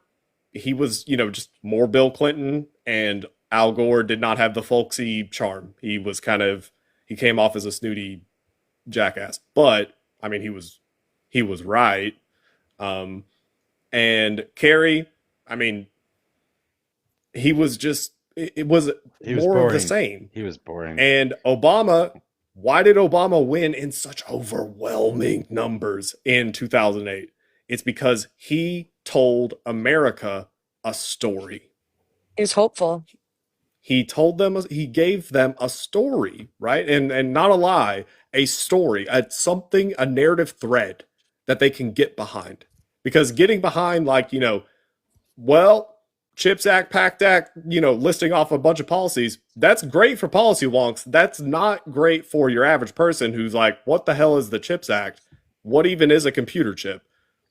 And that's not insulting anyone. It's just, it's your average person. They got shit to do. They probably don't know how many semiconductors are in their refrigerator. Like, this is your average everyday person. The truth is that there is a disconnect between the Democratic leadership, the ones that actually hold the power, and the base that we're supposed to cater to, right? So the Democrats want to cater to the working class, to the middle class, to the average everyday person, right? And if they want to cater to that person and help that person and make things better for that person, well, you've got to talk to them in the way that they talk. You can't come here with this poll tested weirdness and start speaking almost a different language. I've talked about it before how the greatest strength and weakness of the left is that we are really, really educated. Like, that's great for a lot of things. It's also really detrimental whenever you start getting into these, like, weird things where we're hyper analyzing the differences between labels and stuff like that. So, people will, say the difference between a leftist and a liberal, difference between neoliberal, neocon, difference between, paleocon and cap, like all the different labels, right? And is that the best way to spend our time versus discussing, I guess, actual material things, Uh, and in addition, this is the other thing, and this is part of the reason why Trump is so effective. The left, because we're so damn educated, we very rarely speak in absolutes. We don't speak in like these hyperbolic, broad brush terms, right? Are We you don't saying do like that. the establishment Dems, or like are you just saying the regular? Because I feel I like a mean, lot of like, people recently I've seen being like just assertive about what they're thinking. Like in terms of like what they want, what they need, as opposed to the establishment ones are more careful and like the new addition below, Alina. um Yeah, I hi, don't know. Hannah. I feel like Oh yeah. you've definitely Sorry. spoken up Guess I should too. I've heard you speak up introduce. before and be like, this is what we need, this is what we want. And even if it ruffles feathers, I'm constantly shouting universal health care. And those are the things I don't care if they don't think we can pay for it. We need this. Like, I don't know. Alina, do you have any opinion on that? Oh, no. Well, yeah, I have a lot of opinions. I actually came up to kind of be the impolite person to Swamp Creature. Everyone's being so kind, and since she's still in the chat, I'll just say it. Ma'am, you are probably one of the most condescending people I've met on this app, and I spend so much time talking to all kinds of people. The way you talked down to everybody on this panel was just baffling. I like it made my head hurt. But for Nemo, I disagree on Gore because Gore lost because of the fuckery in Florida, which I know very fucking well as a Floridian.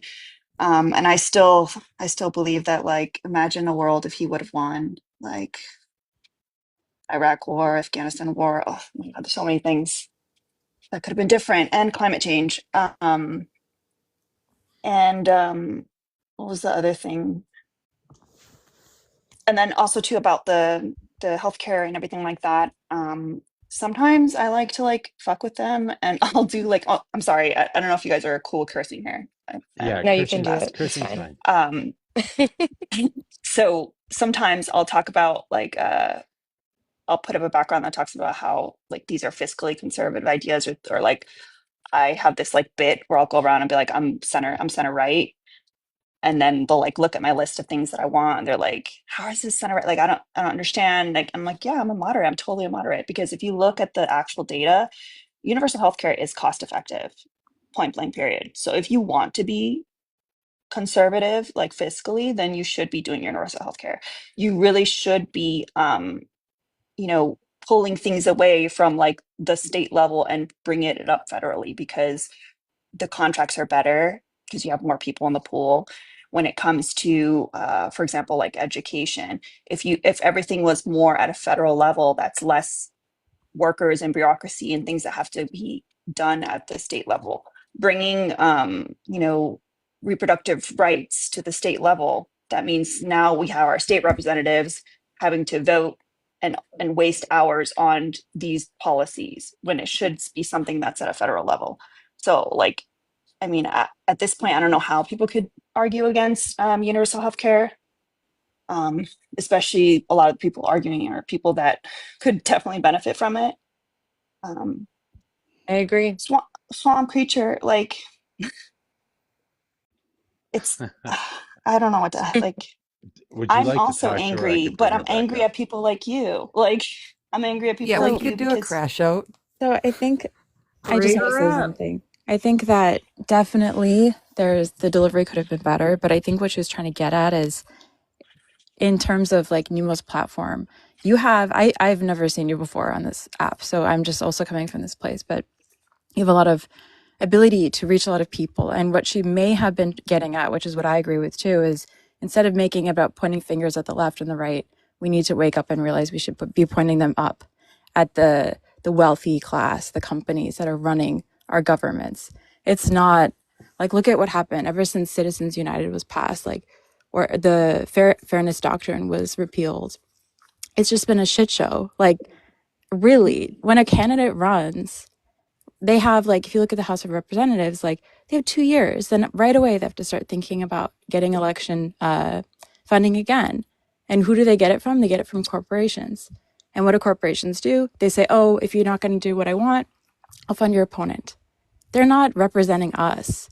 So if we really want to make changes, what we need to do is stop talking about, like, all of these little details and, like, going in circles, chasing our tails, because it's just not working anymore. What we need to be doing is focusing on making elections actually representative.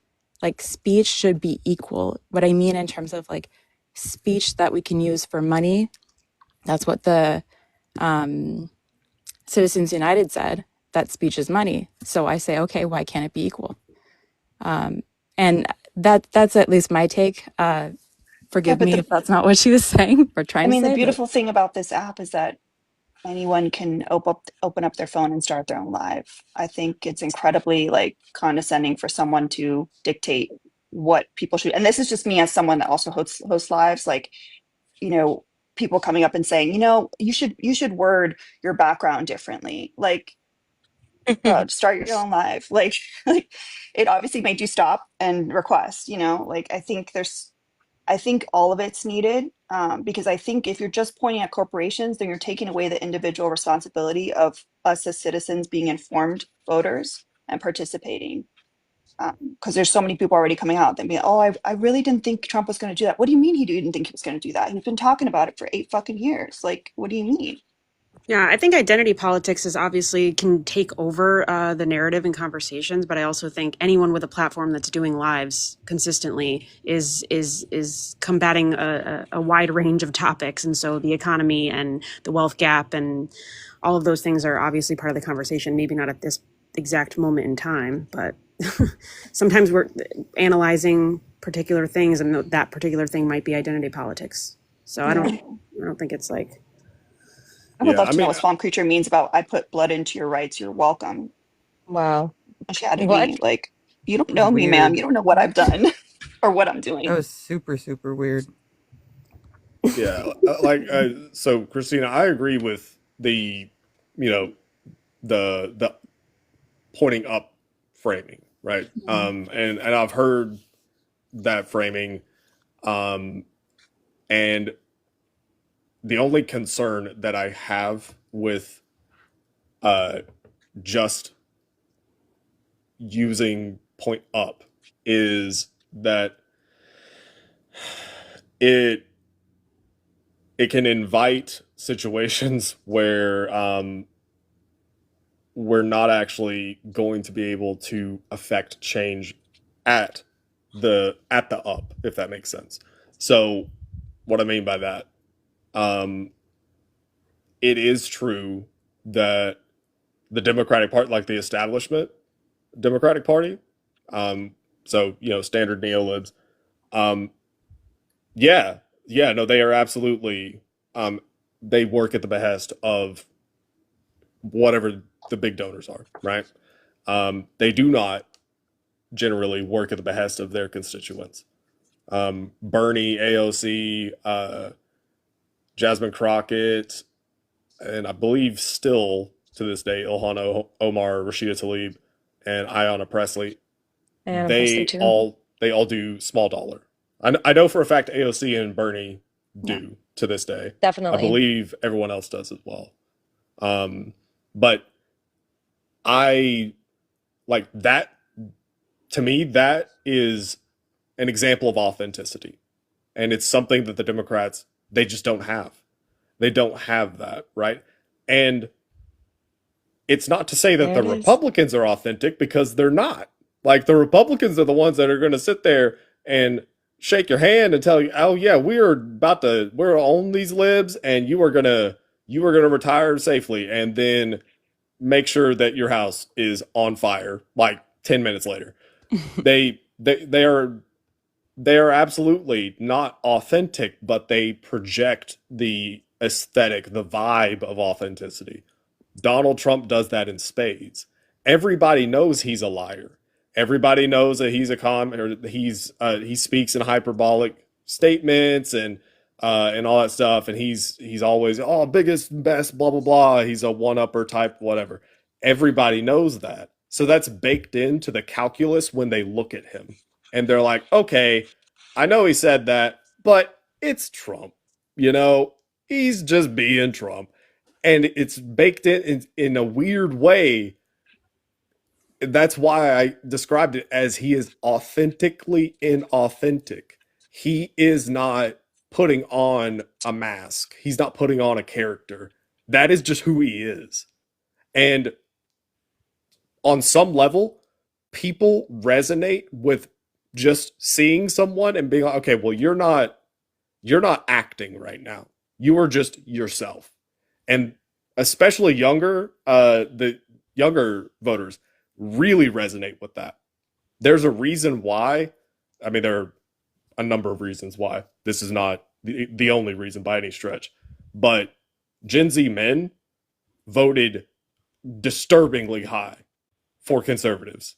Like, the trend was not seen at all amongst millennials at the same age, or Gen X, or maybe boomers. That one gets a little fuzzy. Specifically first-time voters, too. Yeah. And and there's a ton of other things that goes into Gen Z men and why, I guess, how the right-wing media sphere did capture on that demographic. Loneliness. And yes.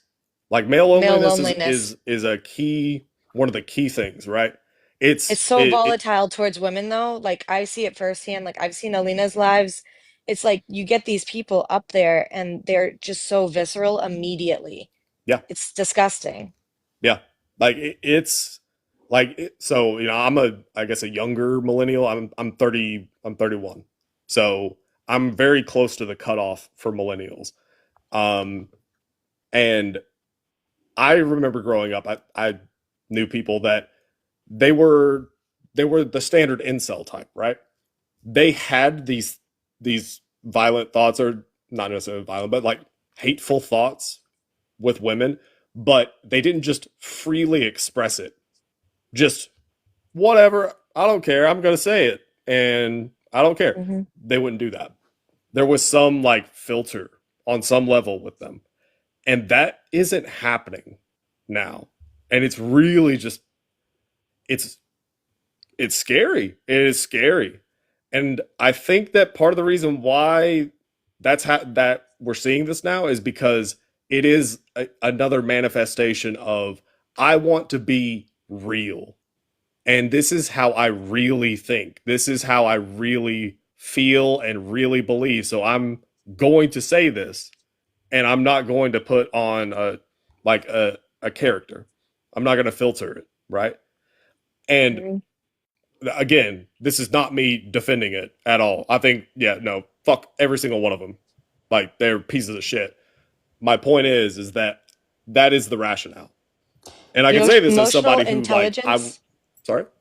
The emotional intelligence, like the lack of emotional intelligence and the lack of empathy and the sense of like ownership over all women, over what they can say, what they can do. I mean, even like the different lives where women just talk about AB rights and argue, it's a very different space, honestly, for women, Thank you, Ren. even on this app, like when as opposed to when there's men there who are allies. They act very differently. I don't know. Yeah. That's just what I've Yeah. seen. I No, you're agree right. with that. So I think that, what needs to happen I mean, this is a multifaceted thing, right? Some people are going to be able, I mean, you can really do the whole Marxism thing, from each according to their ability. If you're good at the politics thing, go do the politics thing. Like, actually politician type stuff. If you're good at talking to people and getting people, like, to I guess, see your point of view and to connect with people, if you're good at public speaking, if you're good at that, go do that. Please go do that. I am shy as fuck in real life. I am nope. Oh, that's a stranger. Well, I'm gonna stay away. Hi, okay, from like 50 feet away. Okay, bye. That not me, right? Also, I use curse words as like a punctuation, so I don't think that polite society would accept me in Georgia. But nonetheless, some people are good at doing the politician thing. Some are good at organizing. Some are good at this, right? This is equally as important as the politician thing, as the organizing thing. I agree. Like they are all equally important. And when I say this, I'm talking about yes, TikTok lives. Because guess what the Republicans did for 4 years once Biden got in? They built out the right-wing ecosystem online. They built out a parallel information network that was independent media, not legacy media, not mainstream media. I'm putting all these things in air quotes because it was heavily funded by the same people, but again, veneer of authenticity and originality and, oh yeah, we're not like the Suits. We're not, Murdoch. We're not Fox News. We're Ben Shapiro. Just that ecosystem was built out. They dumped a ton of money into that ecosystem. Yeah, And look at the so top 10 podcasts on I'm sorry? Spotify. Yeah, look at the top 10 podcasts on Spotify. The majority are right Exactly. wing. It's Yeah. it's astonishing. Yeah. Like Daily Wire, like that whole, or I guess whatever the umbrella network is for it. But yeah, the Daily Wire, that whole network of people, they built that out. Charlie Kirk and TPUSA, they built that out. And then you have the just endless army of podcast bros. And I say this knowing full damn well that I occupy the exact visual demographic of a podcast bro. Like, yeah, bearded, super pale white boy. Yep. Who said you could have a microphone? Yep. I mean, got a microphone. Like, I just need one of those like fancy headsets and like, I don't know, a curtain behind me or something would be good. Like, yeah, podcast bros. And there was an army of them, right? Everybody, typically it was, Rogan and his buddies, but yeah, there were podcasts, all that were just with this vague right-wing bend. They also didn't talk about politics 100% of the time. A lot of the time they talked about sports and comedy and shit that had nothing to do with politics. Because then you feel like, yeah, this is just, I don't know, I listen to it whenever I'm driving, hey, we just talk about whatever and politics comes up consistently. But it's totally not about politics all the time. It just comes up very frequently, but it's definitely not a political podcast.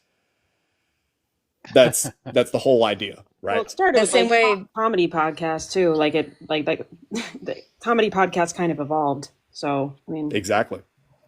Yeah. they also say Trump isn't a politician, and I've had so many, like, Mojo's great. Like, we have a lot of people that are from every end of the spectrum on here, and but the MAGA specifically don't want to admit that he's a politician, and I have literally read off the definition, and they're still like, nope, he's not a politician. Second presidential term, and he's still not a politician. So it's like, I don't know. That part really frustrates me, but I need to just get over it because they're not going to agree with it, right? Well, the answer to that is, so they, I mean, I'm going to assume that the overwhelming majority of people that you get that dynamic from, they're dudes. Then they probably Yes. look like me, but they're definitely dudes. And this is an expression or a manifestation of the dumb interpretation of strength and weakness as it pertains to masculinity, right? So Yeah. men supposed to be masculine aka got to be super strong, right? Can't be weak, can't show weakness, right? So you got to be stoic, 1,000%, and also don't you dare show weakness ever. And admitting fault and admitting that you're wrong Yep. is in their eyes weakness, because you are showing fallibility, you are showing that you are somehow not you are imperfect, and that I screwed up, and like taking blame for something. um that is, in their eyes, they interpret it as weakness, and because of that they will do anything to avoid admitting that they were wrong and admitting fault and accepting that, yeah, you're right. Well, he wasn't a politician in 2016. I mean, hey, that was 8 years ago. He sure as hell is now. He's in the White House. Definitely. Like, I mean, he's doing the politician thing. I've So, also seen a lot of like, oh, sorry, I thought you were done. well, I guess just to land it. Shit, I forgot. Go ahead. I'm so sorry. No, you're fine. I promise, you're fine. I was just going to add on and just say that it's also becoming pretty obvious that like speaking up for women publicly is seen as a weakness as well. Yeah, because that, what is that? White knighting. You're a simp, right? Yes. You're an orbiter. Or it's you're a cuck. Yeah, that too. Yeah. It's interesting how they're obsessed with that, with Protecting women. that label. They're obsessed with using cuck and like cuckoldry. They are obsessed with that.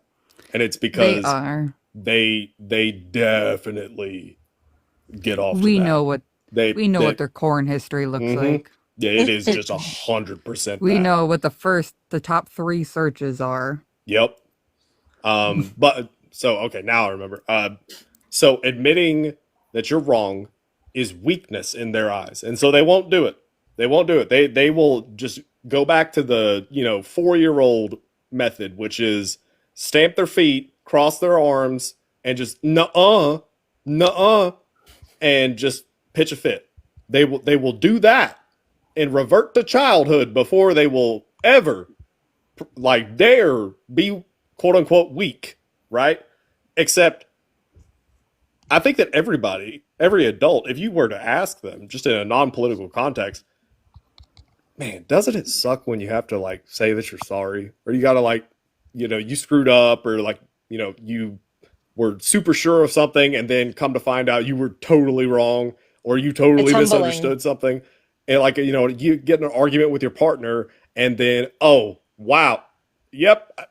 Definitely me not understanding life. Okay. Yeah, no, that was definitely on me.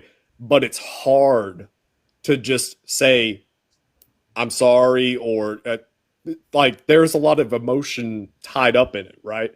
And it gets easier the more that you can just do it. But it is difficult. Adults don't do it that often. Like it's just a thing. We're not taught how to just do that, right? And so because of that, that pain, that what makes that difficult, or I guess the difficulty of that is a indicative of being able to overcome that and do it. That is strength. That's not weakness. That's you saying, oh yeah, all this pain that I'm absolutely about to inflict upon myself because it's just, awkward and there's a lot of emotion. Guess what? I'm going to embrace all of that and swallow my pride and be humble. So that is painful, and the strength is being able to push through that and not be petulant at the end of it. my take on this is like, I 100% agree that vulnerability is extremely powerful. But I feel like in a system as big as we are and so polarized as we are, we're kind of past that point of being like, oh, I'll just like listen and, be vulnerable and then I'll change their mind. Honestly, like we just need to find a common enemy. And it's really obvious who it is. We just need to give people something concrete to actually work with. And you're right. Like, I agree with what you're saying. Like, you can run for office of any type. If you have that ability, you can use your voice on these kinds of platforms, reach out to your community. But another one I think that I wanted to bring up that's really important that we kind of forget about is in 24 states, there is at least some sort of like citizens' power to create laws or get initiatives or referendums passed at the state level, not on the federal level, of course. But that is a really powerful way to kind of make waves, let's say. If your representatives know that the majority of like your state is really pushing for example, repealing Citizens United, that would be huge. Because like, let's be honest, like why didn't no one want to vote for Kamala Harris or for Biden or whatever? It was because like, come on, like that was ridiculous. No one wanted them, maybe Kamala Harris towards the end, we all rallied behind her, but that wouldn't have been our first choice. It was not our first choice. And we just felt like things were just a joke, right? Because everything's being controlled by money. And what happened was then all of the tech people, they went over to the right because the left wasn't doing what they wanted anymore. And so now what's been happening is all of the money and the wealth has just been going like a pendulum from the left to the right, to the left to the right. And that's why nothing gets done in this country. So yeah, I think long story short, I think we just really need to focus on the financing and campaigns and really mobilizing people at the local level, like we were talking about, right? Like communities, bringing people together. Because those small little ripples that we do make, like grassroots, like really do make a difference. And that's across different types of systems, also like in biology or ecology, like it's mathematically like that's what makes changes in systems dynamics. So like I'm hopeful, but I know it's frustrating. I really like my blood boils when I when I hear some of the things that people say or I see them said to me, and it's hard. So We have to stay strong. this crossed my mind, and I'm curious if you've heard of him. He's a creator. He's on here, but he does long form stuff on YouTube. His name's Gary's Economics. Yeah. British dude. Yeah. Yeah, excellent. I found him very recently, and I mean it speaks to like what you're talking about, and Yeah. highly recommend to anybody who does not know who Gary's Economics is. Well, go learn who Gary's Economics is. He's on TikTok and you can do like little clips and stuff. He's a British dude, so his voice is nice to listen to, and he's really freaking smart, and he's advocating for left wing economic policy. So we like that. Yeah. Citizens United needs to be overturned. Like Citizens United is one of those big things, and there's a whole group of people that are going to go march, a bunch of vets that are going to go march in DC in July. So that's a great thing because they want to reach across the aisle and have every type of vet, not just Republicans or Democrats. So I mean, I'm happy that someone's going for that because that is a big part of the issue. But I think it's okay to support people like that and be happy for them, but then also have the place where you're working on something. Like the woman that was down there before, that I kind of what you were talking about before with Gen X is that they are a different generation, but they also are a little more harsh sometimes. And like, I'm doing this, why aren't you doing that? And it's like, okay, you're doing your thing. It's okay for me to be doing a different thing. It's like you said before, it's equally important to have lives and educate people.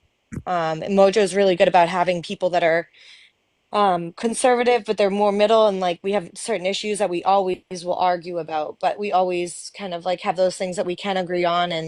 And it's really nice to have not just like the echo chamber, the echo Yeah, chamber.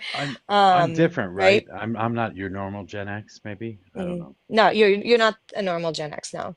Yeah, because like you're like a Marxist, you're different. We get different people up here all the time, which I love. I think it's Every important to Gen X see I different. know Yeah, Mojo, you should is probably similar to you, explain what Mojo. we normally do here. Yeah, I don't I, think I anyone. normally run I normally run arguing panels all day, so try and get 4 and 4, and everybody goes at it. When I start my lives, I get a bunch of crazy conservatives, and I generally take them all on until they go away, and then I pull all the regulars up and try and get some conversations going about the politics that are happening that day. Well, Debo's in the He And sure is. yeah, and I see older millennial stalking in the And comments. another thing is, though, we get people that have a lot of knowledge in different places. So we pull up sources and actually like look at them real time, or people have the knowledge of it in specific fields. So I feel like that's important too, because then people get educated on it. We also have people who sound like they have only listened to Alex Jones their entire life. Yeah. And I wish I was kidding. Yeah. just learned what the government was last week, and then coming here, like speaking with their full chest about every single policy that they just heard about. I mean, I know that in 2016, the day after the referendum vote in the UK, the Brexit vote, if you look at search trends, people, I think the most common things that were searched was like, what is Brexit? What is the EU?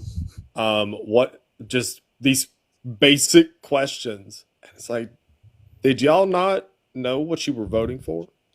And in this election in 2024, there were, what search trends did we see in the wake of 2024? What is a tariff? Like, Yeah. it is wild. But yeah, I've described it as Dunning-Kruger with the nukes. Like it's what happens whenever you give the personification of the Dunning-Kruger effect the nuclear codes. That's where we're at. Yep. This is a perfect time to mention that Mojo has a video on YouTube about tariffs, and our lovely Bonjourman is in there crashing out on Farm Dad about Oh my what God. tariffs are.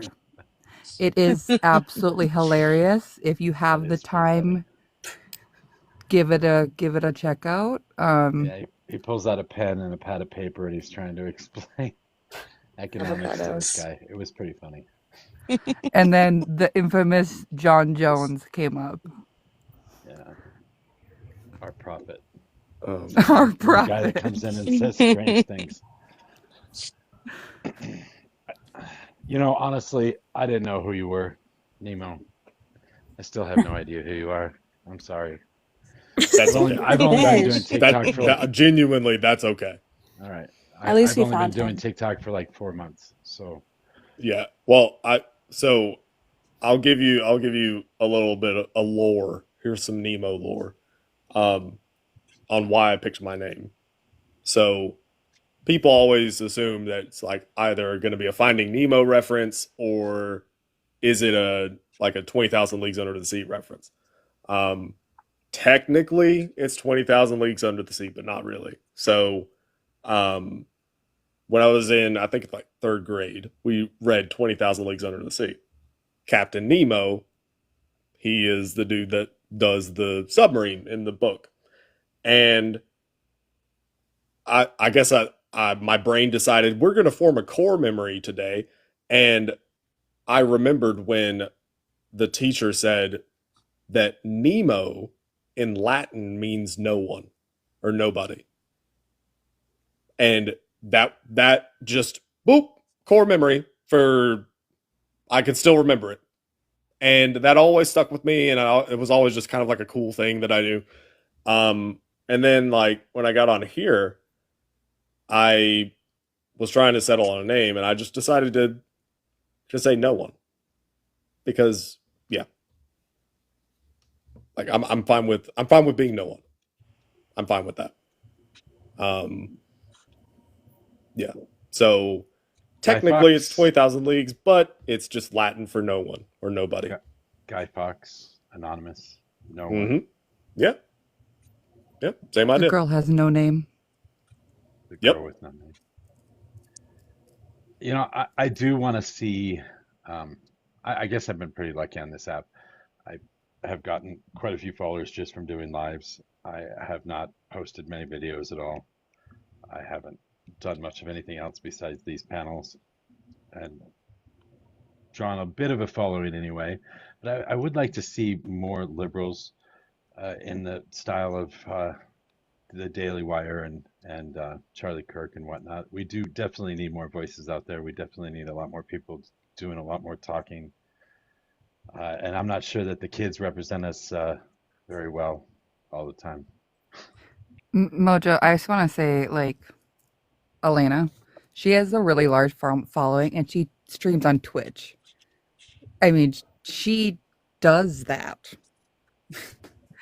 It's kind of crazy that she's here, to be honest. Well, it's you gotta mention I'm a woman, so we don't get as much Oh my gosh, I attention know. on this app. I follow you on Twitch too. I just only ever Thank you. catch you on TikTok. But like, I follow you and Hassan on Twitch, and they're the only two I follow. Oh, Do you get larger views from TikTok or Twitch? I'm always curious about that because I feel like it fluctuates for a lot of people. oh, TikTok for sure. I only just started on Twitch and YouTube. Okay. But I mean, we don't know what's happening with this app, so I'm just trying to Right. spread around. I still have to do the crash course in OBS and how to not be dumb with OBS. Oh, I'm still done with OBS, and it's been a few months. I have that Yeah. too. Fair. I have a 2 PC setup. I have all the equipment. I haven't taken the time to actually set it all up yet. I can show my face. I hate showing my face. I'm an old guy. I'm an old ugly guy. So I haven't done that much either. So I'm just the hat most of the time. But I do want to do Twitch and I want to do YouTube as well at some point. Well, you can do the same thing. You don't have to. There's faceless YouTubers and Twitch streamers. Yeah, I'm not Well, sure they get as Mr. many views. Jones is running his on YouTube too, and TikTok, I think, when I popped into his lives. Yeah, I think that OBS allows you to, I guess, do multicast or simulcast. So Yeah, you can basically stream TikTok and, you're going to be interacting here. You'll see the chat here, that type of thing. But it's also going to be popping up in YouTube at the same time. Yeah, I So, have the setup ready to yeah. go for that too. I was planning on doing that. Just haven't got around to it yet.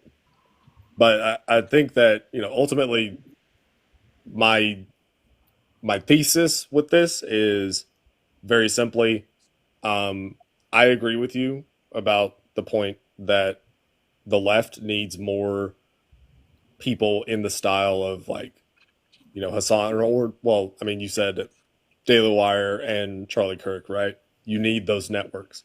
Yeah, we need media networks. We need people Right. that work together, people that do shows together, people that talk to each other and go do public events together and stuff like that too. Right. And so you need that. And to do that, you've got to build out that ecosystem. And, money definitely helps that. But, Definitely. I mean, unfortunately, it's not like people are rolling in it for the most part. So the only other alternative is to do it organically. And it can be done organically. It's just you have to put in that effort, right? So again, if you're good at the TikTok thing, whether it's TikTok, YouTube, Twitch, whatever it is, if you're good at this type of thing, then do that. Put your effort there, and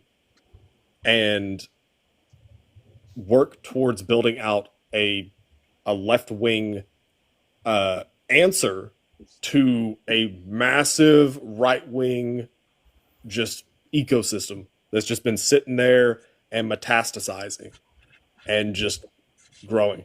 I was pulled into the alt-right for about, I don't know, 12-ish. It's kind of hard to say, 12, maybe 18 months. I was all the way just woohoo. Yep, all the way in there. And it was because there's so many little hooks like they say pipelines. Yeah, there's more than just one pipeline. There's more than one little pipe to get into the big old cesspool at the bottom, right? Yeah. How long ago was this? It was it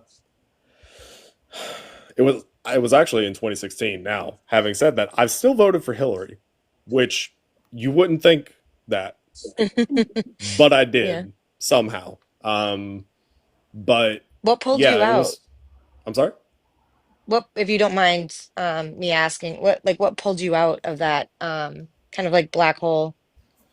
So that is a very good question because that is actually one thing that I routinely say is the reason that I do this. Like why I will debate with people and stuff.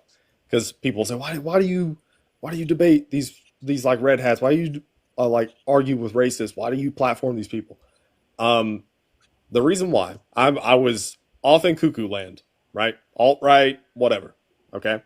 Um, Now before I was in alt right cuckoo land, prior to that, I was just a standard liberal. You know, I've been pretty much a liberal my whole life. Um, and I followed I think one or two political creators on YouTube. Yeah, well, it wasn't as big for me at the time, but I did follow a couple. And the guy that I followed back in college, I used to watch his stuff all the time. Then I gradually stopped watching it as much, but I stayed subscribed to him. And then one day, I I hear like an upcoming event that was going to be hosted by. Some people are going to get some serious nostalgia with this. The Drunken Peasants and T.J. Kirk, aka the Amazing Atheist, they were going to host a debate live on YouTube, and it was going to be between the liberal creator that I had followed prior to me going crazy. His name's Kyle Kalinske. He's also known as Secular Talk on YouTube. He still does stuff and excellent dude. I to this day subscribe to him. Excellent guy. Yeah. So Kyle Kalinske, and then this other guy who was in the alt right ecosystem, and I think I had recently started following him or something. He was like a fast talker, so he was good at I guess like the comedy shtick, you know, being able to kind of think quickly and come up with quippy one-liners. Uh, and his name, I swear to God, was Razor Fist. I know that might sound a little bit like, you know, Taserface from Guardians of the Galaxy. No, I'm not making that up. His name was literally Razor Fist. Mm-hmm. I don't get it. Yeah. It was just it's dumb. It was just edgy, whatever. So they debate. Now, at that moment, that was this weird meeting of my old self and my current self. Like the how I used to think and how I was currently thinking. I was watching that like smack in front of me. Like these two I guess incongruent thought process, I don't know, whatever, ideologies were smashing together. And you know, cognitive dissonance, right? There's pain involved in that.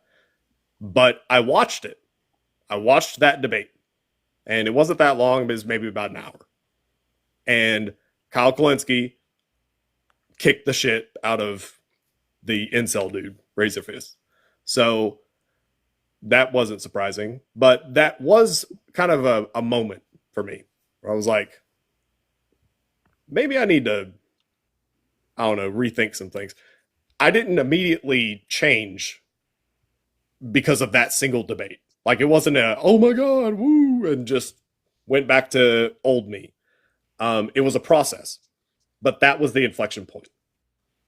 And I remember that whenever I get wore out, and I mean especially in the run up to the election, those nights when I would be drained and I would ask myself, why am I doing this? Like, why am I even bothering? And the answer is, it's not to change the mind of the person that you're debating with. Yep. Kyle Kalinske did not change the mind of fucking Razor Fist. Okay? That didn't happen. What happened was he changed the mind of somebody watching them. He changed my mind on some level. And that made a lot of difference in my life. Dramatically altered my life path. And it wasn't, I mean, it wasn't all sunshine and rainbows.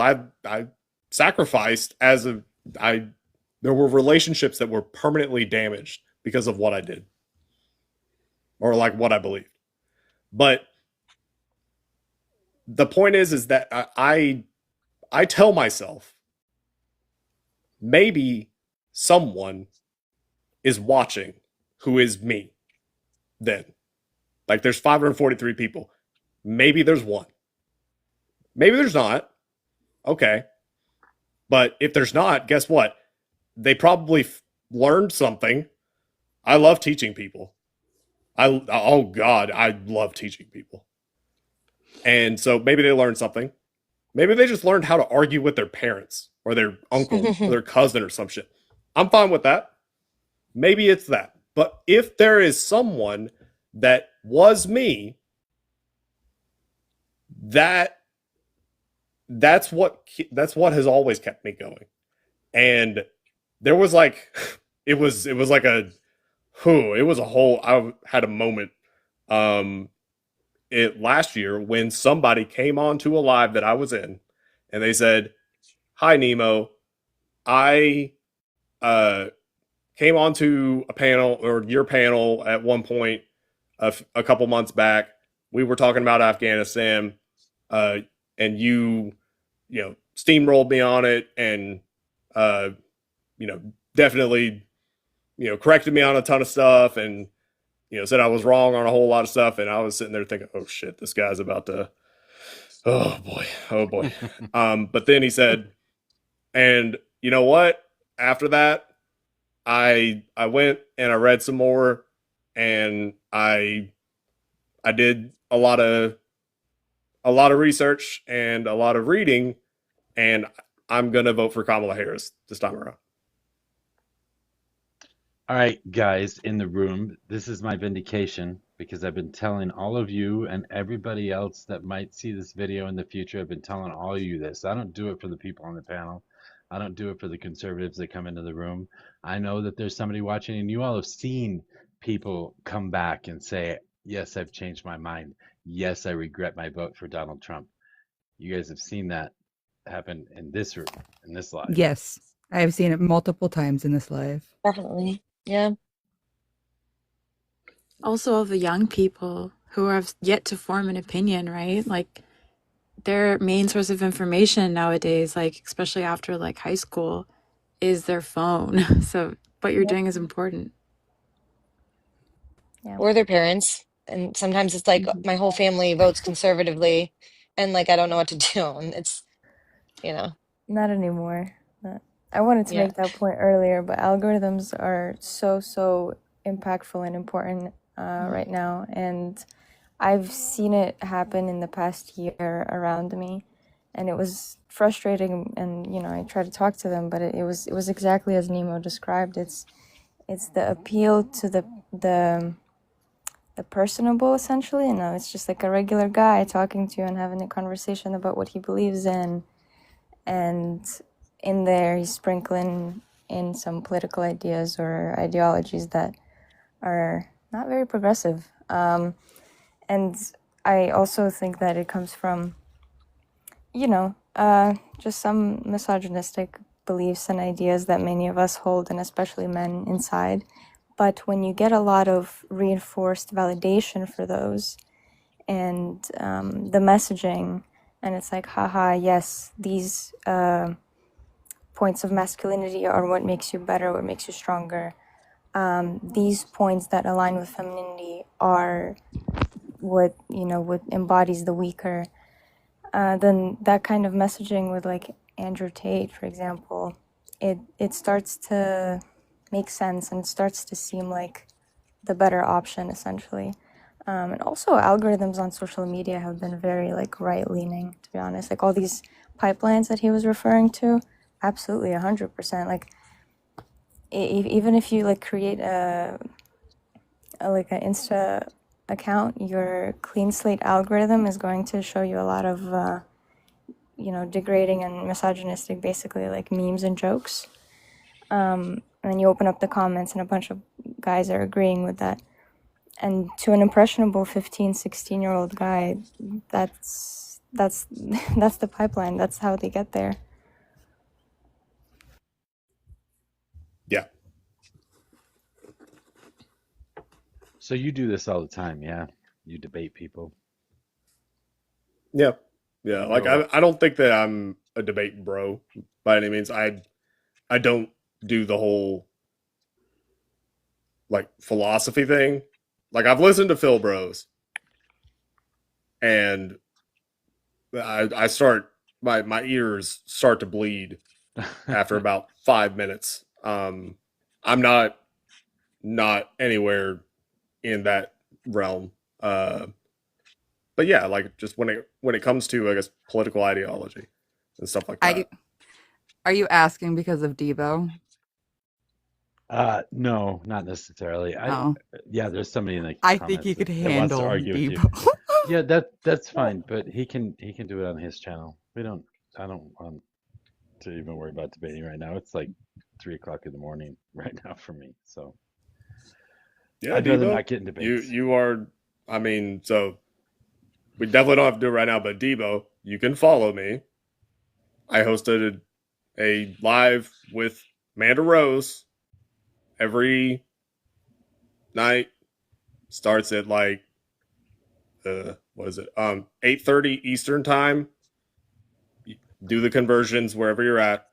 Everybody knows Eastern Standard Time. That's the main character of time zones.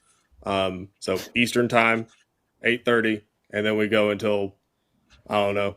We pass out. If you want to, you can talk to him right now if you want to. I guess that's up to you. I wasn't going to impose anything on you. Oh. By the way, I've run through Amanda's room. I listen to you guys sometimes. I guess I don't remember seeing you up there. I would never come up because I'm going to agree with you guys on everything you say. So it seems kind of pointless for me to jump up on a panel like that. Yeah. Yeah. And unfortunately, the way that we have that live set up, it's hard to get through, like friendlies because like everybody wants to come up and talk, which is that's fine. You want to be a part of the conversation, absolutely. It's difficult getting through everybody because like you gotta adhere to like a certain amount of time, and it's hard. And then from the opposition perspective, I don't know where they've been. I don't know what it is. I mean, Manda is on her backup account right now. Maybe that might be part of it, but I don't know where they've been. No, they've disappeared. One of my friends on here, Bonjour Man, he had told us he thought it was ego death, and I think he's exactly correct. I think they're going through ego death right now. I mean, it is their identity tied to, that's what I've noticed. It's like you can't admit any fault to Trump because your whole ego and your identity is tied to this man. So, like what you said earlier, admitting that you could be wrong about something, admitting that, like, humbling yourself is a very hard thing to do.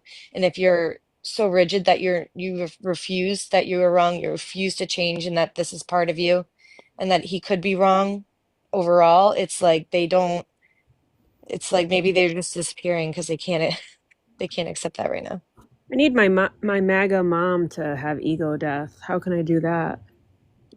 Have her listen. Have her listen to some of these lives. Oh, she doesn't know. She doesn't download TikTok. She's on Facebook, liking every AI post and talking about how Elon is great.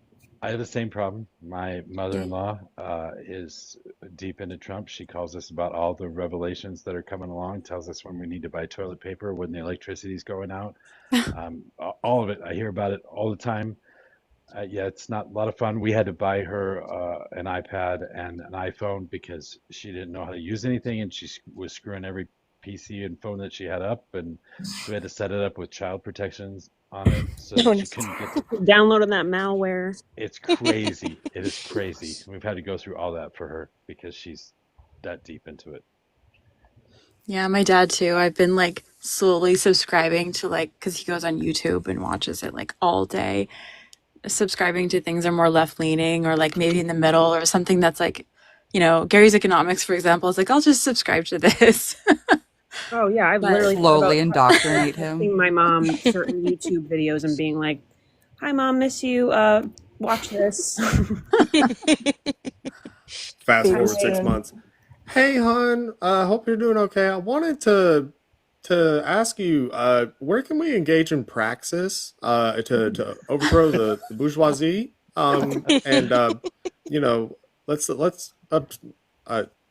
let's do some class consciousness. Maybe can we achieve that, y'all? Yeah. Well, she's actually, she thinks she's involved in class consciousness because she lives in a 55 plus gated community with her conservative husband.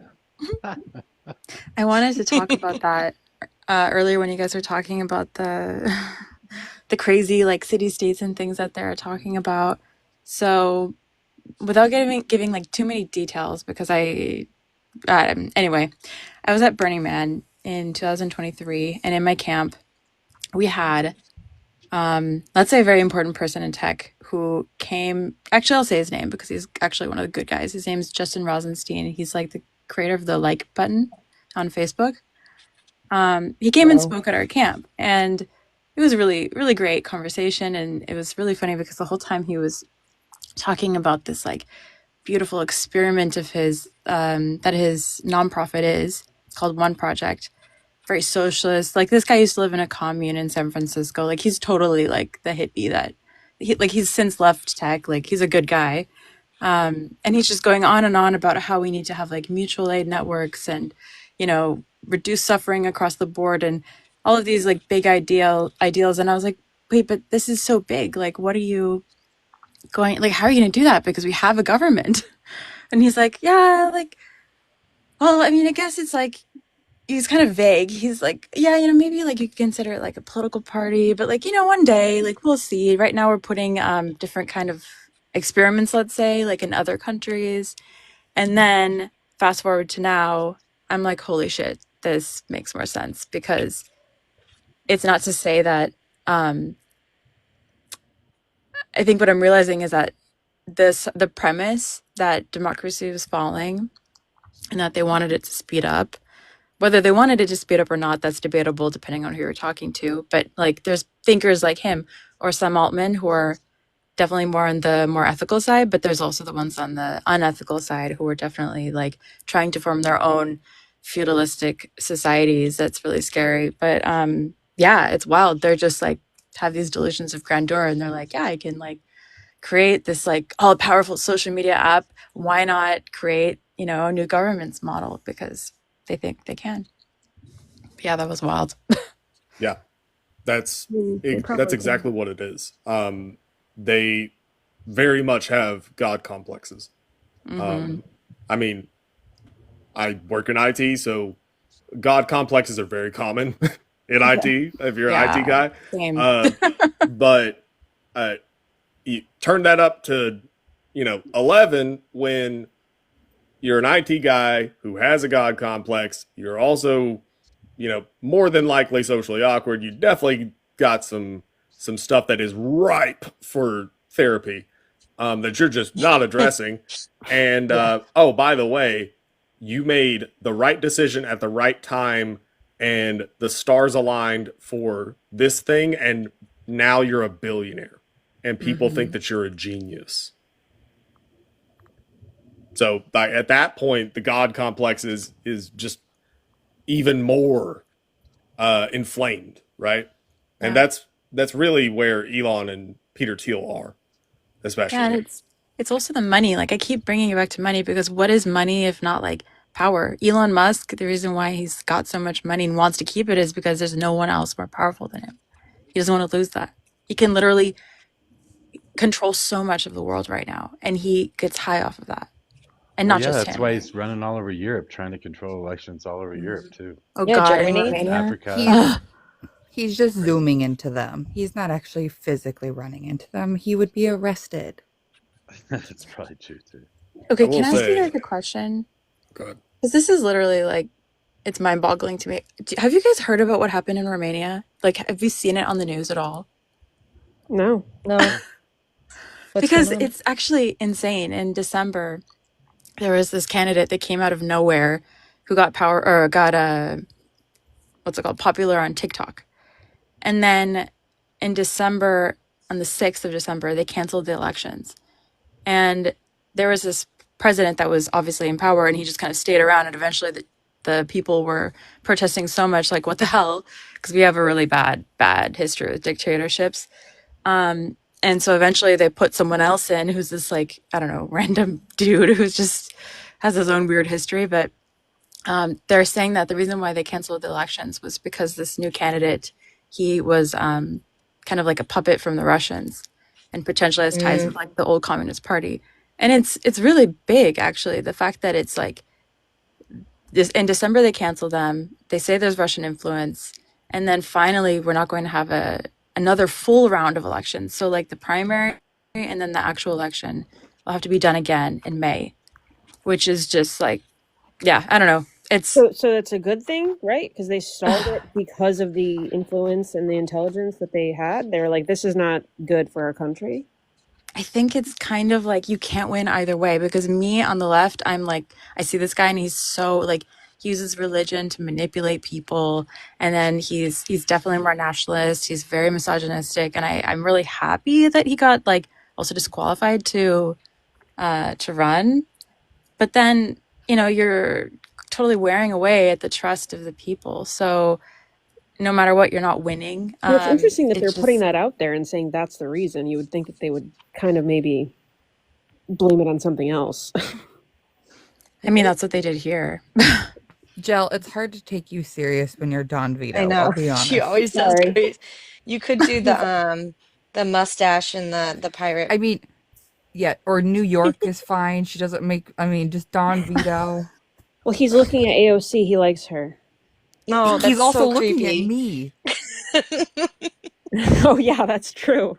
Bring Brian He's back. looking at everybody. I While I got have eyes this, everywhere. while I have this many people in the room right now, I do run these lives every day. I do 4 versus 4 panels. I switch up the panels every 20,000 likes. So you don't have to sit in the comments. You would be able to join the panel just by tapping the screen. So if you all are interested in taking on 3 or 4 other conservatives or liberals, stop There by it is. sometime when you see me live. That's what I was looking for. What's your Yep, schedule? sometimes we gotta tap them out. My schedule is crazy. Actually, for the last couple of months, I've been running 14 to 16 hours a day. So like 9 o'clock in the morning Yeah, until they're 1 fun. in the morning or something like that. Nice. So Well, what time zone? Because like I mean, it's I'm in 5 Mountain. a.m. here. Yeah, I'm in Yeah. Mountain Time. So I Mountain actually time. get up.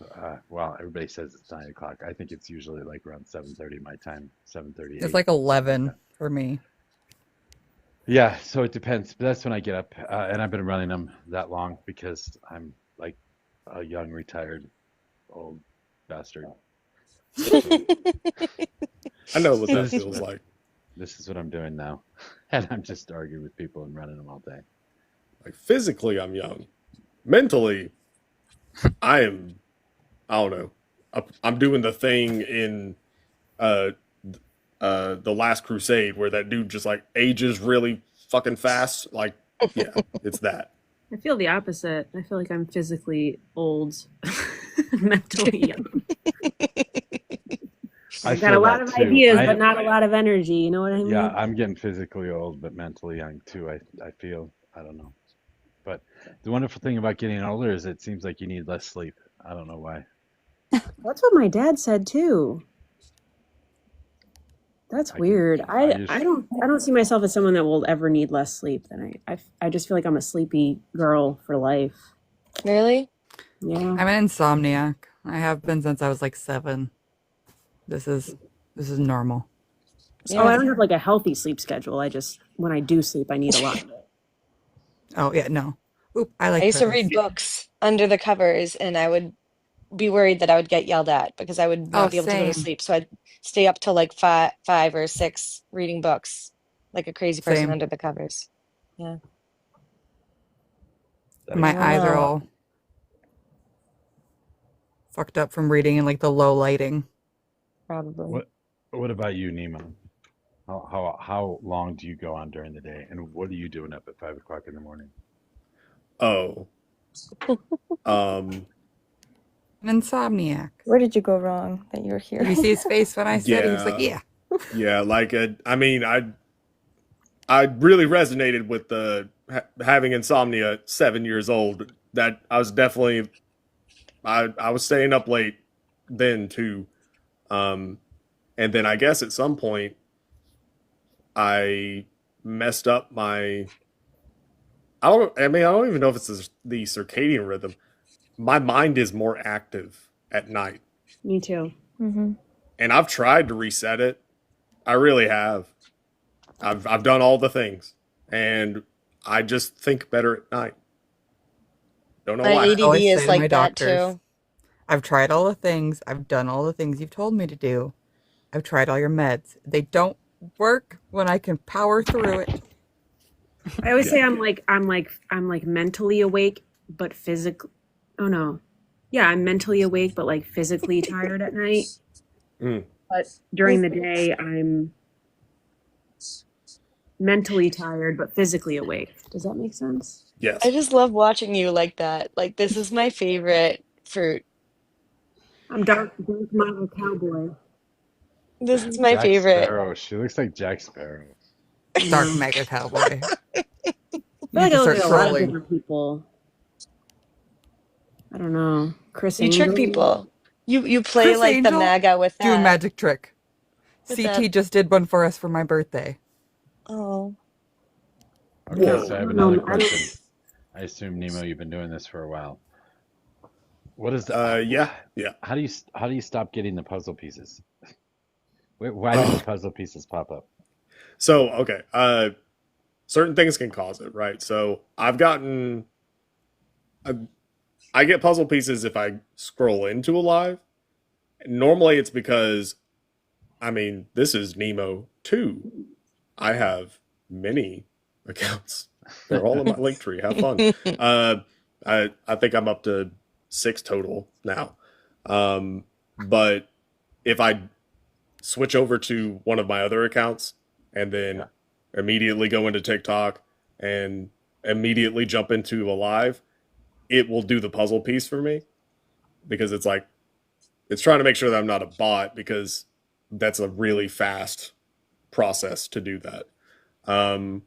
Now, puzzle pieces if you're hosting, Yeah. I've found that generally TikTok they're running on some type of pattern recognition whenever it comes to the host. So, if you are not on screen, Yeah. but I guess your camera is on, but it's not detecting any motion, eventually it will do the puzzle piece or something like that because it's assuming that you have timed or that you're asleep or something. And it would normally time out the live. So yeah, it's done that on me a few times. I have to make sure that I watch it so that doesn't happen.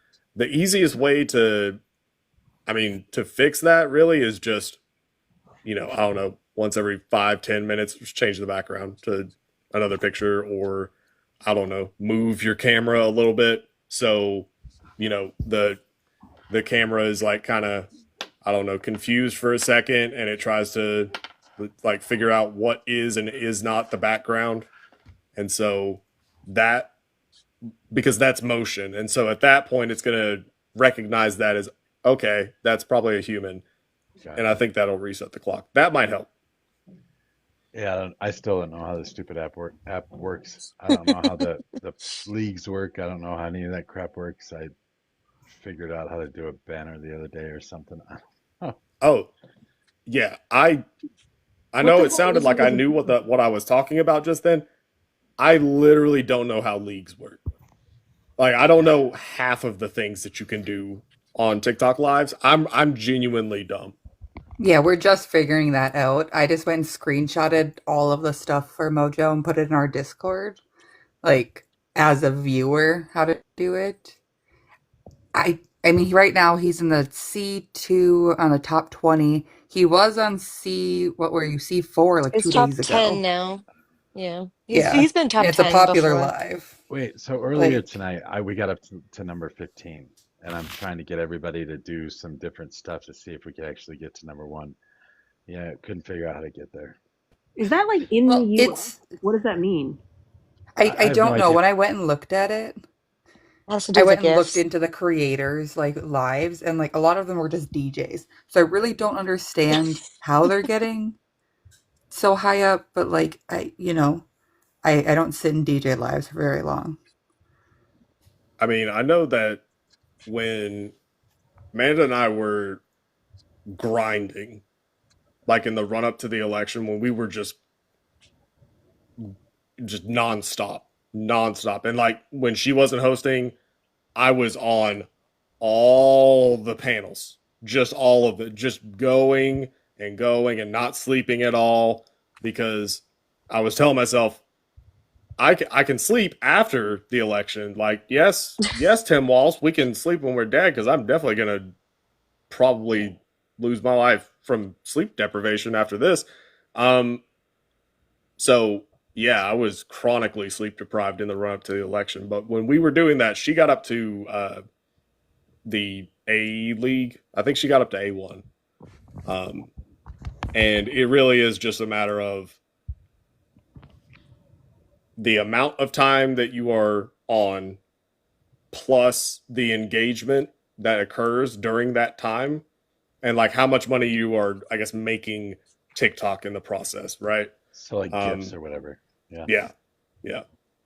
And there's probably it's probably not just like A plus B. It's probably, division or something like that, to determine like efficiency. So, oh, well, Mojo goes live and someone gives him 100 galaxies in 10 minutes and then he turns off the live. Well, he made us way more money than Nemo, who's like, hey, y'all, please do not send me gifts. Please just send it to the Cash App, Venmo, or PayPal. Like, gifts suck. The exchange rate's horrible. Yeah. Please don't do that. And so Nemo's on there for 12 hours and he made $3. So we're going to put Mojo higher. Like that, I feel like that's probably how it's done, but I don't know. That makes sense. I mean, they also probably like lie a little bit. You know what I mean? Like they tell you you're like going up to a certain tier in certain ways. It probably looks different for different people. I'm not saying it's not like real. I just think that Instagram does that. So I would assume that not every app is like, I don't know. They probably all operate on similar systems in similar ways. Okay, But I one more mean, if you can question. get the Venmo, it's better, like Venmo or Cash App, because then you're getting the money directly and you can still have the followers. Like people can still follow you, but it's not necessarily that TikTok's going to push you. So it's more of like your own hustle and marketing in a way, but it's more fruitful, in my opinion, I would assume. All right, one more question. Do you have a list of all the things you can't say? Say them all, Email, please. race, gender, right? What? That's the list. No, I've been saying I'm talking about on TikTok. on What are all TikTok, I've been saying what white man though, and I don't have to do white tea anymore, but I don't know. Maybe that's because I'm white. I don't I've know. never said white tea. I've always said white. Yeah, Eh, I've always said white. Is there a I list say out there? pink. Is there somebody that knows something that about so I don't have to say pew pew anymore? Well, you I guys Money gun. You guys do the thing where you get instead of to kick, you can do the Venmo to insult, don't you? Do that? Yeah, Oh. Yeah. yeah. That Which one's a good honestly, one. That's pretty funny. yeah, like I prefer that. I'm on. I'll go onto Ethan's panel a lot, and Hmm.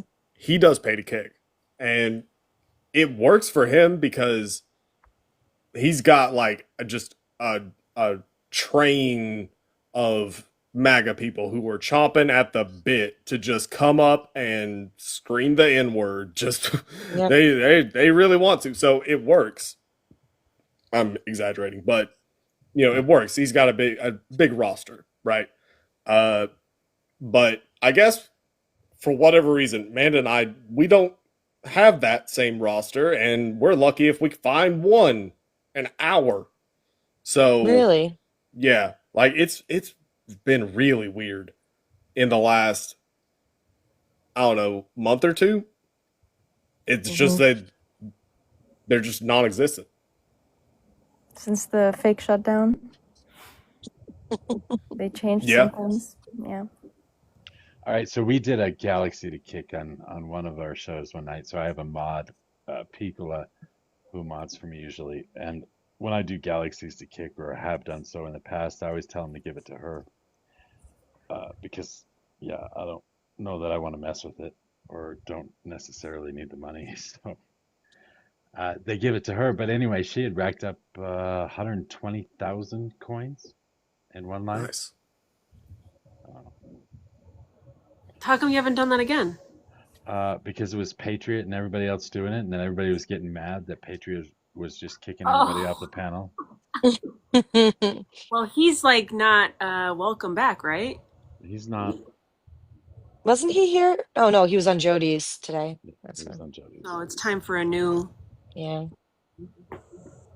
I mean, It'd be fun. it's Piccolo's always really good about like gifting people on the panel and like sharing the wealth, and you know, she's pretty good about just distributing the like when she gets different coins. Don't you think? Yes, she's awesome about that, and she tries to give me stuff too for whatever unknown reason. You're a Marxist though. Yeah. You keep outing Well, him. I don't want to steal her labor. That's why I say, pay her instead of me. You guys pay for her labor. We need a new token conservative. Uh, like I said, Oh my god. it's too late to argue right now. I'm not arguing with anybody Not right else. now, no. I'm actually Jody's surprised none awake. of the regulars have come She's like in the. on like none of the like regular like MAGA people have been like harassing at all I besides Debo. Maybe they're asleep. I Feel think like they're they're having hanging out ego in their death. spaces. I see their panels, and they're usually full, and they're all Republican. Um, and it's not like they're debating. They're just kind of, I don't know, hanging out. I don't know what they're Oh doing. yeah. It's They like really echo have not been chamber coming prime into our time right now. spaces. Yeah, it is. It's coming up Yeah. to drinking time. Waking up drinking time. But in a couple hours, they'll be back. I mean, Here we go. No, I'm not. It's just another regular, just another lefty. a safe person. Yeah. So Mojo? do you guys keep up on the daily stuff when you do your lives? I mean, are you looking at the news all the time? You know exactly what they're going to say before they say it. You get the mega newspaper every day. uh, so we'll do like the headlines and stuff. Most of the time, they don't. I mean, at least the ones that have come through, like our live, they don't even really do the headlines. They just kind of, it's the same things. They go Uh, back into the old stuff. yeah.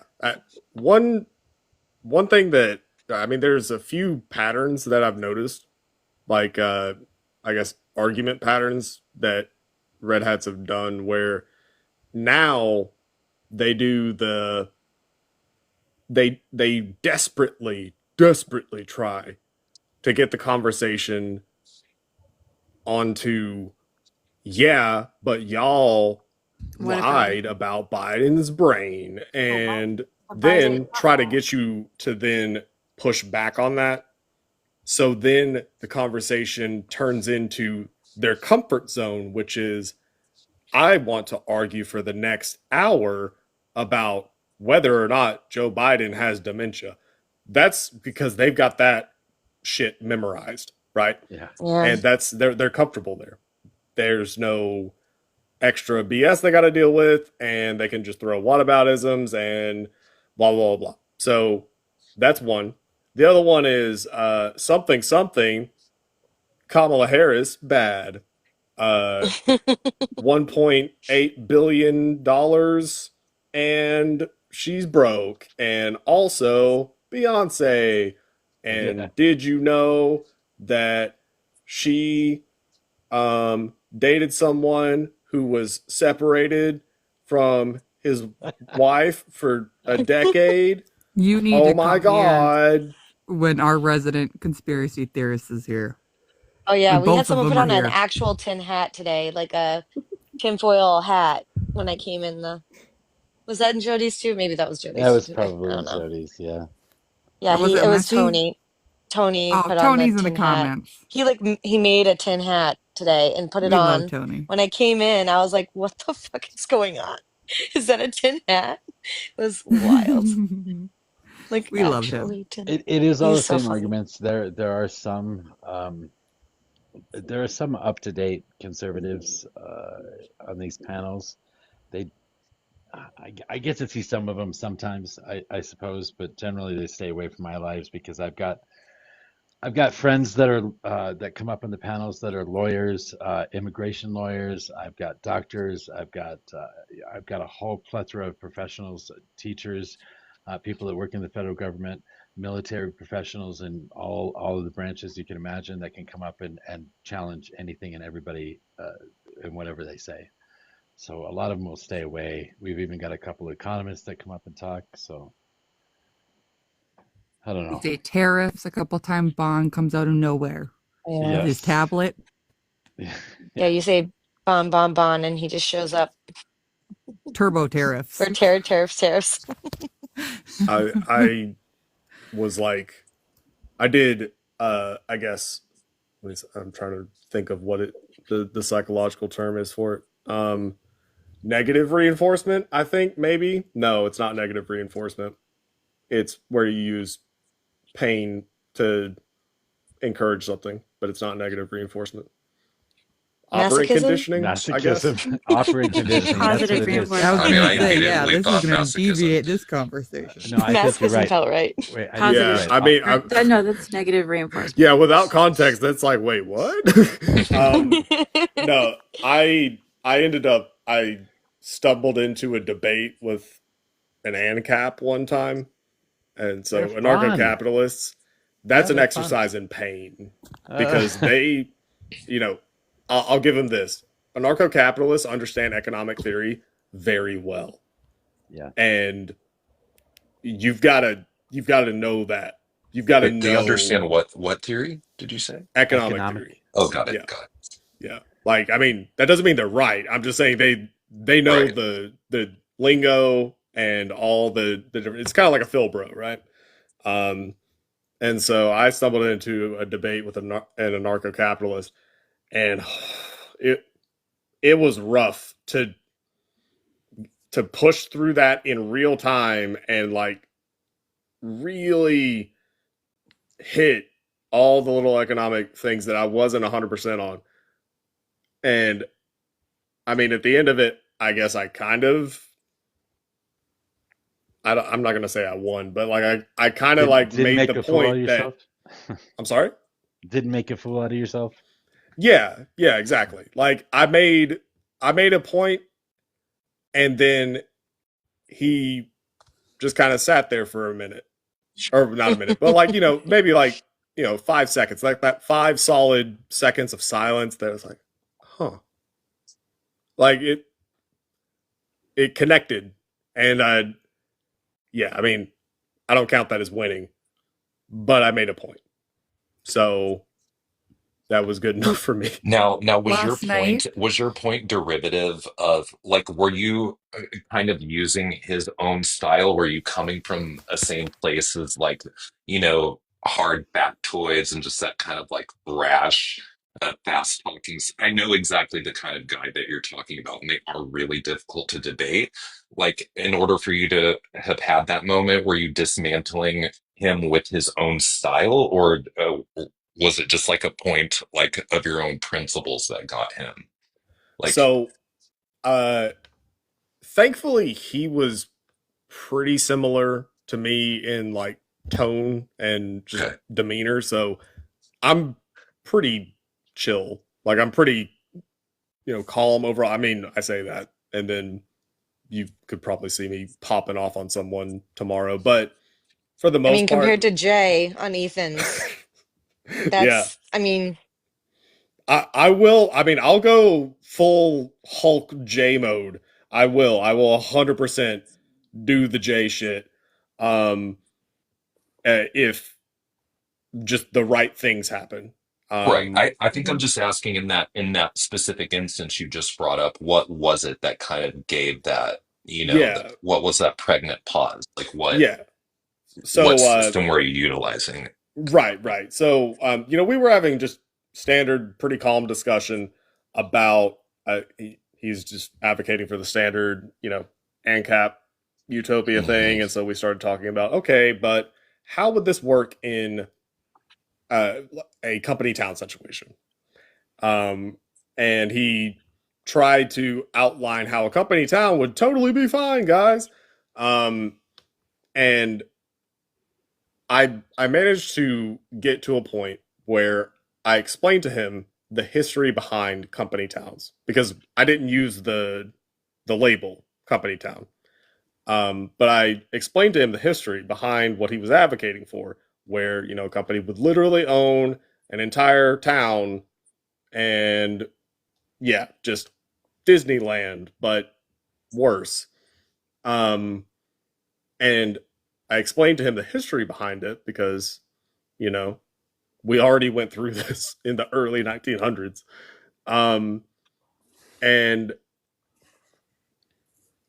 uh, at the end of it, I said, I think he asked me, okay, but what was the solution to like, because you're outlining this problem. Okay, so why do we not see these anymore? Why are company towns no longer a thing? Right. And then I said government, and that was the moment of like the pregnant pause because he was ANCAPs advocate for almost zero government. Yeah. And so it was the idea that a government would encroach upon the liberty of a company if it were to say no, you can't do X, Y, and Z with this town. You can't own the whole damn town. But government is the sole reason that company towns no longer exist, and that's a net good. But yeah, that's what it was. Yeah, Excellent. Thank you. they're spotted all over the Rocky Mountains here in Colorado.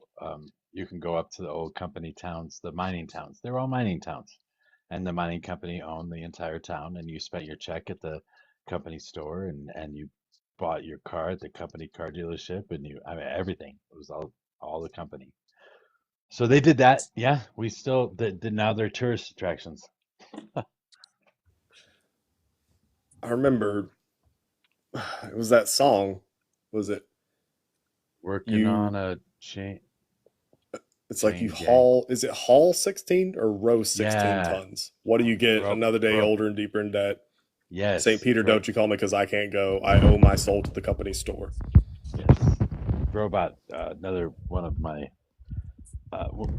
regulars comes on, and every time I say something about a company town, he starts singing that song.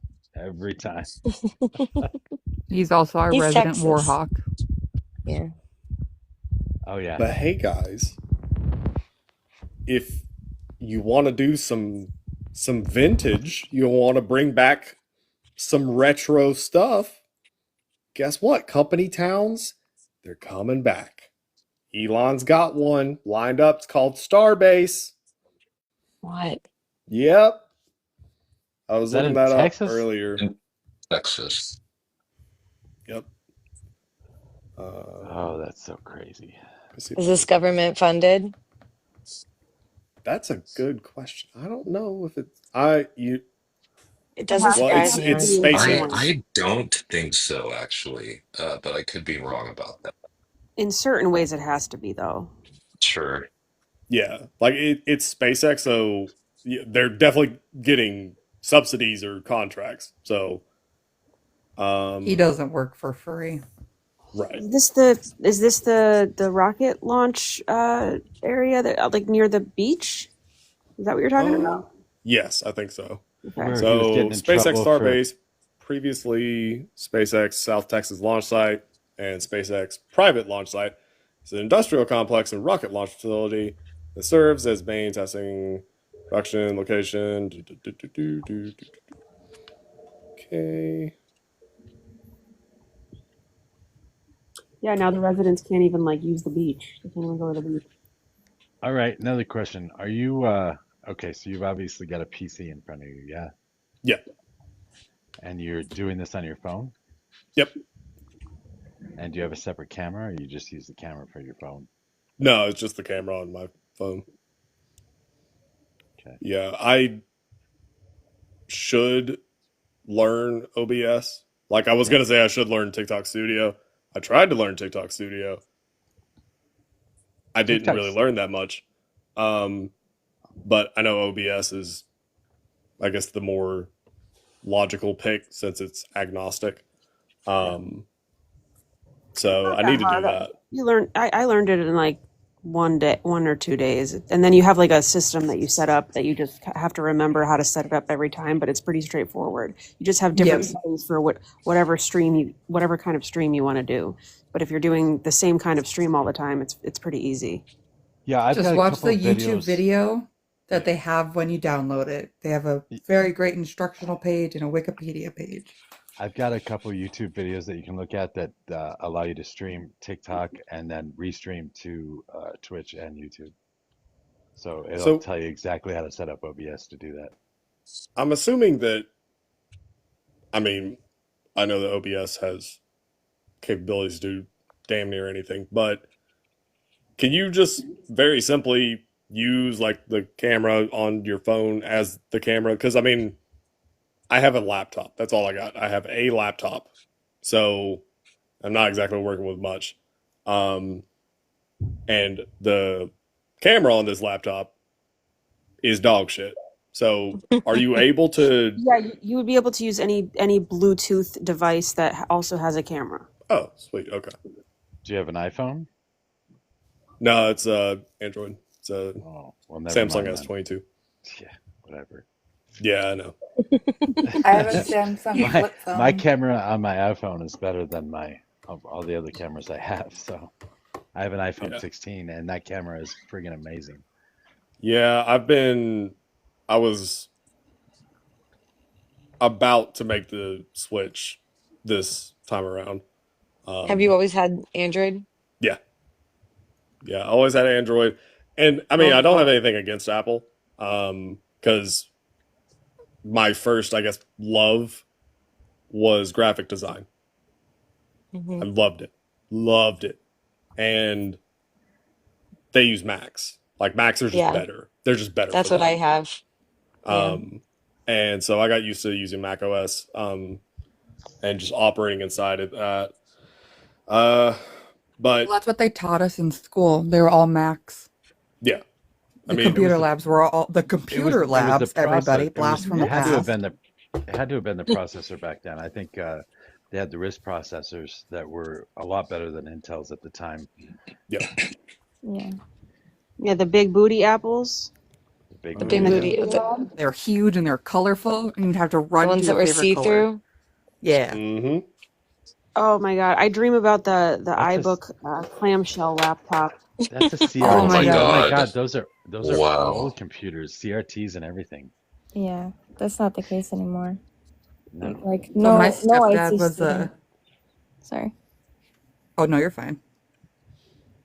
I just have this ancient artifact that I can't get to fucking turn on. Is that Stop. a Zune? Oh Nice. my gosh. Or This no? is from. I. iPod. This is like the first generation. Oh my god. Yeah, that's Do you super remember old. when they would It's give you one old. with your computer? You'd buy a computer, they give you one for free. Well, my stepdad was a bar DJ in the 2000s, so this is full of 2000s bar music. So I have to get into it, but Black Eyed Peas. oh my god, I grew up rural, so no, this is fighting music basically. You guys, Fighting you music. guys, you guys say this right now. So you mentioned Guardians of the Galaxy earlier, Nemo. I have bought and sold a lot of stuff on eBay. Used to go to estate auctions and stuff like that. Guardians of the Galaxy, that Walkman in Guardians of the Galaxy, very special Walkman. After Guardians of the Galaxy came out, I went downstairs to look, and God damn it, if I didn't have two of them. And they went Nice. up. Wow. They went 8 times in value overnight once that movie came out. I mean, I sold those things for like Nice. $800 a piece. Oh my God. Yeah, it's crazy. Oh So my you guys are god. looking at iPods, and I still had Walkmans. Does I'm gonna anybody show still off have my their first gen coolest iPhone? calendar. I do, or I have Me one of them. too. Yeah, I they're want to like get. I little want to get my. bricks. I want to get my 8-year-old daughter like an iPod because I actually got her a cassette player, a handheld cassette player with AM and FM radio, Oh, and cute. This is she was rollerblading today with it on with like holding the cassette Good. player. Good. Like Barbie Really This is style. fun. straight It was up like 1976. I love it. They need that yes, wired headphone culture. It's a different this yeah. vibe. is Marilyn Monroe's very first nude shoot. It's a calendar. I You covered taped for over. TikTok Yeah, okay. purchase. Yeah, I did for Just the in TikTok case. purposes. But this is one of three prints. My great uncle Flight framed it when he first got it. It's So I mean, beautiful. this is from 1955. Wow. That's dope. So That's I awesome. want to get the other two prints just to kind of complete my set of them. My uncle was a boomer. He passed away 2 years ago, so I got to go through all of his weird collections of stuff. One of them was shoe inserts. What? Nice. Like the shoe inserts for like, he was an old Like man. new ones? Not like old ones, Yes. right? No, like new Old ones. I had a ones? full Oh. drawer. No, a full drawer of them.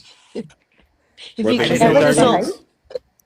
Are you Were guys they already like made done out with of Nemo? wood? Like really good? I have a set of those actually. Nice. My great grandma had that, so I have them from her. My great grandma would have been 111 today. Wow. Today? Oh, Oh, like Yep. she would in have been general. cut off Social Security then.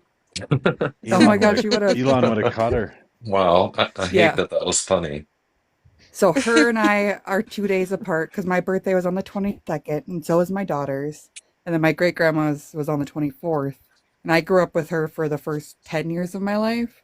So I had this very, very old woman who taught me a lot of things growing up. And she was born and raised on the Iron Range. She made ammunition in World War II because that's what women had to do. Based. There was no men to make it, so the women had to go into the factories. Yeah, they want to So bring those I Nemo, have an factory jobs alive. back. Nemo, I how have an long? alive grandma. One that's 101 years old. Nemo, how long you been on TikTok? I started. It was it, maybe a day or two after the FBI searched Mar-a-Lago. Hmm. So that was what, August of 2022. Yeah, something like that. Yeah. I know you're a guest here tonight, of course, and that you like do you run your own lives, but do you regularly just ever jump into other panels just for this? Like, I think what I'm really asking, do you ever kind of purposely seek out mostly MAGA panels and thrust yourself in there and try and argue against the room, or do you mostly try and kind of control your own ship? I I used to look for MAGA panels early on, and I would go in there and I would just lean into the fact that yeah, my voice is deep, I'm pale as fuck, and I have a beard. So, Hmm. they just think I'm one of them, and so I'm just gonna sit there and chill on the panel for I don't know, like 20 minutes, and then they're just gonna like ask me questions and hey, leftist. So they ask me about 2A. It's gonna be like, well, yeah, I'm fine with 2A. Sure, yeah, nope, under no pretext. Someone might say, uh, but eventually you hit a thing where they're like, wait, what? Wait, hold on. Are you a Trump supporter? No. Oh, wait, who'd you vote for?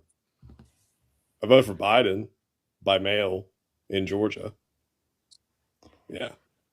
Oh, wait, what? And then it's just Oh yeah, so I did that often early probably on. ending in a boot once you've Oh yeah. uh, Yeah. okay, yeah. Yeah. So I did that early on. And I mean, it's good to like, work that muscle, but damn, like it's exhausting after a while of just, you have three people talking to you at the same time. And I'm just like, okay, dude, can just one of y'all? Just one. Like I'm fine talking to you, just one, please. Yeah. Uh Have you noticed like I've noticed a pattern of MAGA will come in and they kind of try to poach certain people. Like even with Mojo, they'll be like, why kind of like I can see them wondering like the gears turning in their head. Why are you with them? Why aren't you with us? Like, do you ever feel that kind of where they're like why aren't you a Republican? yes. Yes. I've seen it where um they try to for someone who it's typically someone who says, "Oh, I'm an independent," which that causes irrational feelings to bubble up inside me when I hear that. But when they describe themselves as like an independent or something, and they seem like amenable to the conversation, they're not like 100% there, but they're still Hmm. skeptical of Harris or whatever. Um, so they're like kind of they're on the fence. They will go Mm, for them because it's like, oh yeah. wait, we can still get him. And so they'll try to do they appeal to decorum. And Mm, I am not big on the whole I'm gonna coddle you thing. Like I'll be polite, but also I don't like coddling, and so I cuss a lot and whatever. And people have tried to civility shame me, like, oh, don't you think it's rude to refer to our president as uh, a chuckle fuck? Don't you think that's kind of disrespectful? Uh, I mean, I don't care, but I thought that the left was the tolerant and accepting. Yeah, no, I'm not. No, yeah. and then they're, oh, do you see this, Bob? Do you see this? Like, Bob, they aren't tolerant and accepting. Like, why would you want to be on the side of these guys that call our president uh a chuckle fuck? That's just so rude. Um, they typically do that, at least in my Hmm. experience. But they absolutely do. They do poach 100%. I noticed it with Mojo the other day. I forget who it was that was coming up, but I just it like clicked. And I'm like, "Oh, they like really like Mojo." And they're like, "You should be on our side. You should be on our team. Like you would be way more successful in our like they just want to they're like, "Don't you want to be with us? Like we're the winners." Like they can't understand like civility, like not even the civility. Like they don't understand um the frustration I think that people on the other side have for the like lack of empathy and like I don't know. It's just like I just noticed it with Mojo so much more recently, I think, with the Republicans coming on.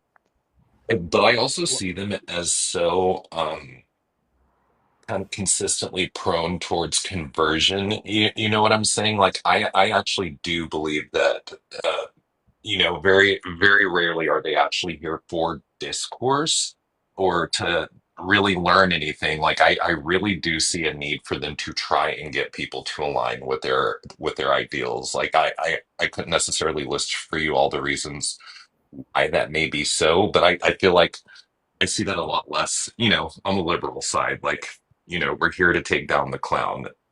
And I see a lot of liberals in these rooms that really don't have empathy or time for the bullshit, right? And we'll just Hmm.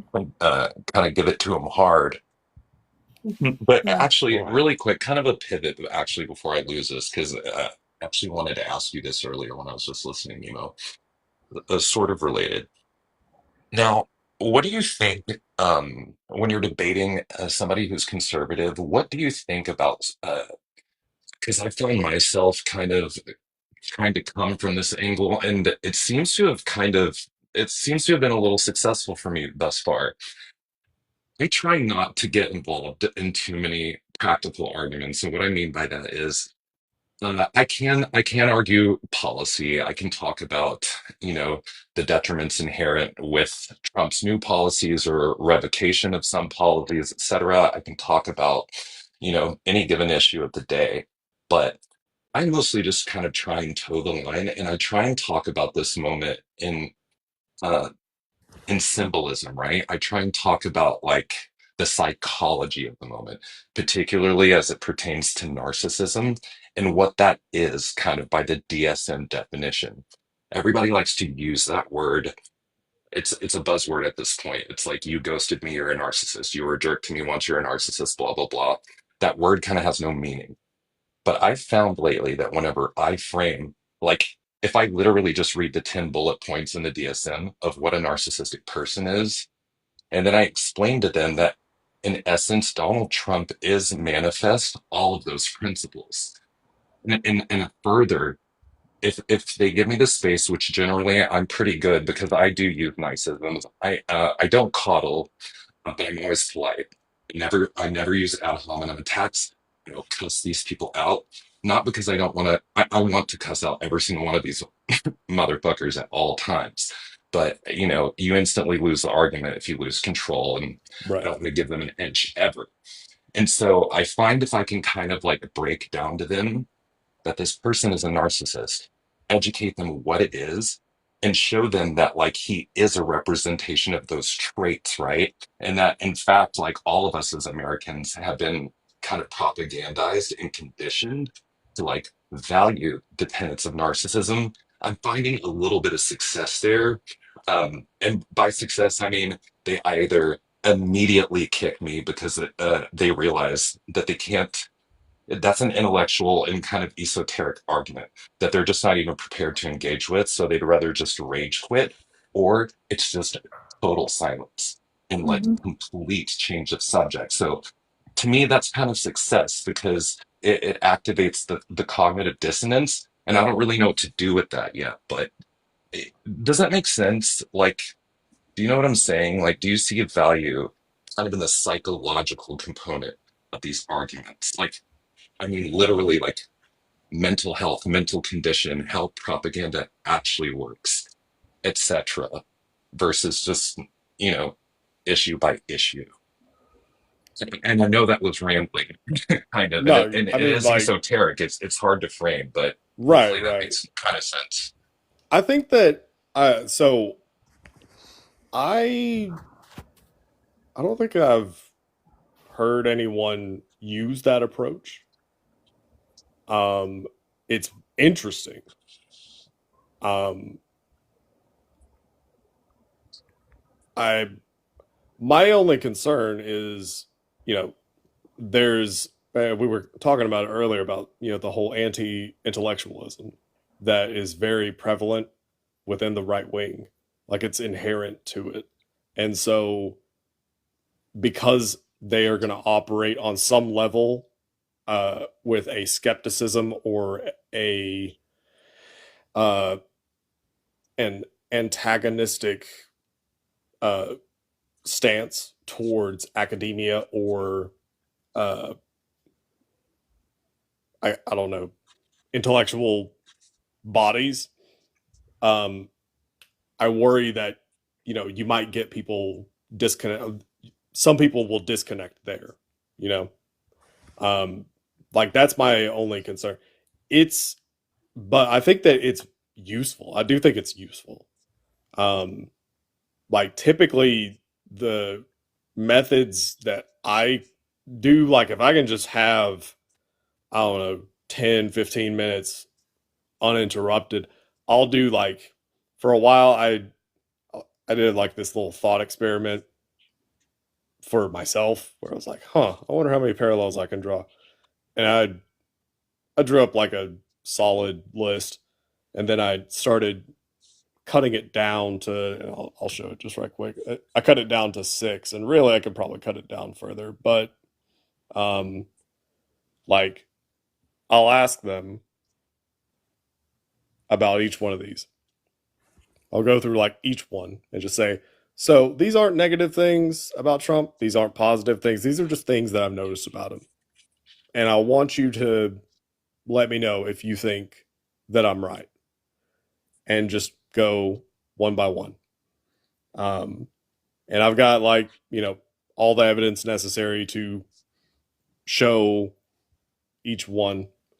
And I've got it kind of down pat at this point. And basically what I'll do is I'll deliver this to them. And they, for the most part, will go along with it. They'll just answer yes and just, okay, yeah, sure, whatever. And then I lie and say there was a cult in the US and the cult did a lot of dumb stuff and the media would report on it. And they said the media was lying. So they made a slogan kind of like fake news. They said lying press. And the cult leader dude, he was a strong man. He was this macho, alpha, dictatorial, control freak type. Most cult leaders are.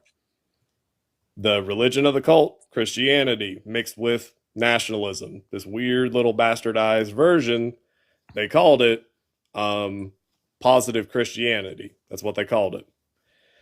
And they hated Marxists and communists and socialists. They hated those people.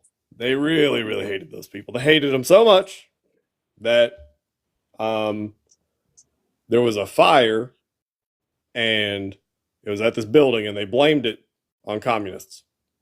And it was a whole thing.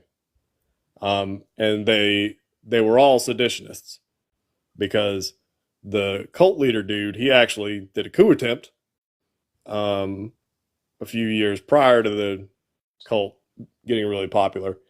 And it failed because he sucks. He got arrested, put in prison. He wrote a book in prison. He got out.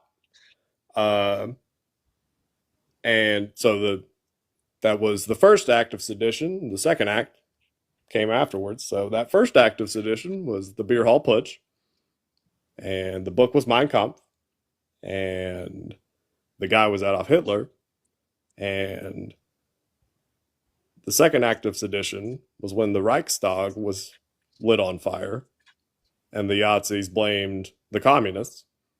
And that enabled the second act of sedition, which was the 33 Enabling Act. So I lied and said it was a cult in the US. Right. Yeah. And typically at that point, there's generally one or two responses. There's either a very long pause, and then they're just kind of like, no, or they very quickly respond and try to do the whole debate bro thing where they don't want any type of pause because that indicates that they don't know what to say. And it's a crash out shortly thereafter. I made this one. I'm working on another one right now. Um, because this one I used it prior to the election to really drive home a point. But at this point, I mean, Elon did a fucking Yahtzee salute 2 times in a row, and they're just like, "Oh, Right on. well, Yeah. actually, that was a Roman salute, which is not actually a Yahtzee salute because you have to say Sieg Heil, and he didn't say that, so it doesn't count." Literally had My someone heart try goes to out argue to that you. today. My heart Elon goes is out to you. trash. He's such trash. I was sick of him before this even happened with how he treated his like daughter. I can't. It's with him. He's just such a not good person. It I was just sick of drives me him nuts. when he Wait, got hair Apparently, she plugs. was live today. are you guys keeping this box open for She Yeah, she was. was. I went into her live for a little bit. Um, yeah, she called someone that comments said something about the White House, but they put YT House, and she thought it was YouTube House. But they were That's what like, I thought it too. was cute. Such a She's like, maybe noob. I'll call it YouTube House now, and I'm like, actually, that's not bad. YouTube House. Nice. Thank you, by the way, Nemo, for walking me through that. Really cool. That's Yeah. a good dog walk. So like this is like an example of like an approach that I have used. Yeah. I've got another one that I'm cooking, but I've like tested it a couple times. I just got to get everything laid out.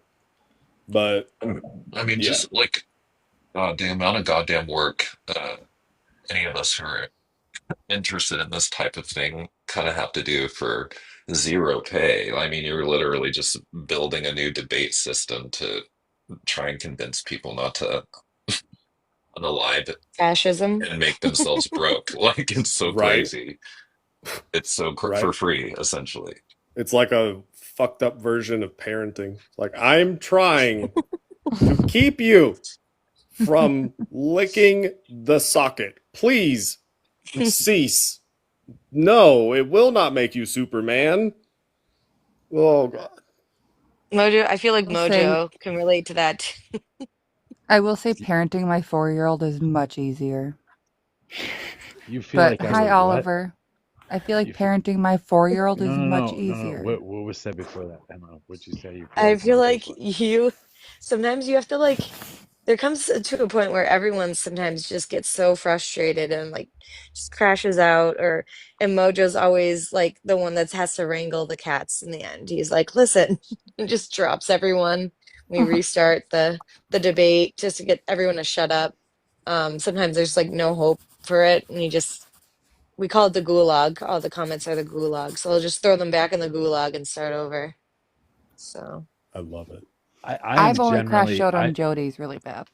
I am generally a very calm person. I like to have discussions. I don't do prep ahead of time. I don't write things down. I just read what I can about something. I listen to other people's arguments. I come up with my own. I listen for cues in particular conversations where I can do some sort of dad joke and break the ice and then make them look stupid and do it in a nice way. And I try and convince everybody else to be nice. They don't listen to me. I have a I think Discord it's that is important. I have a I Discord that's do. open. I have a Discord that's open to everybody that comes to my panels. I invite all the conservatives in, and all the liberals in my Discord, they all run them off.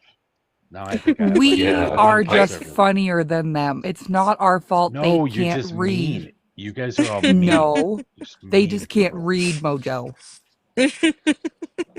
You guys are you they so don't want to know, read JW's the still in articles. there. I will say that has been, as somebody who's again pretty new to this, like 3 weeks deep at this point, I guess, like that is one of the things, that's the only thing that actually that frustrates me almost sort of as much as just having to contend with the red hat idiots.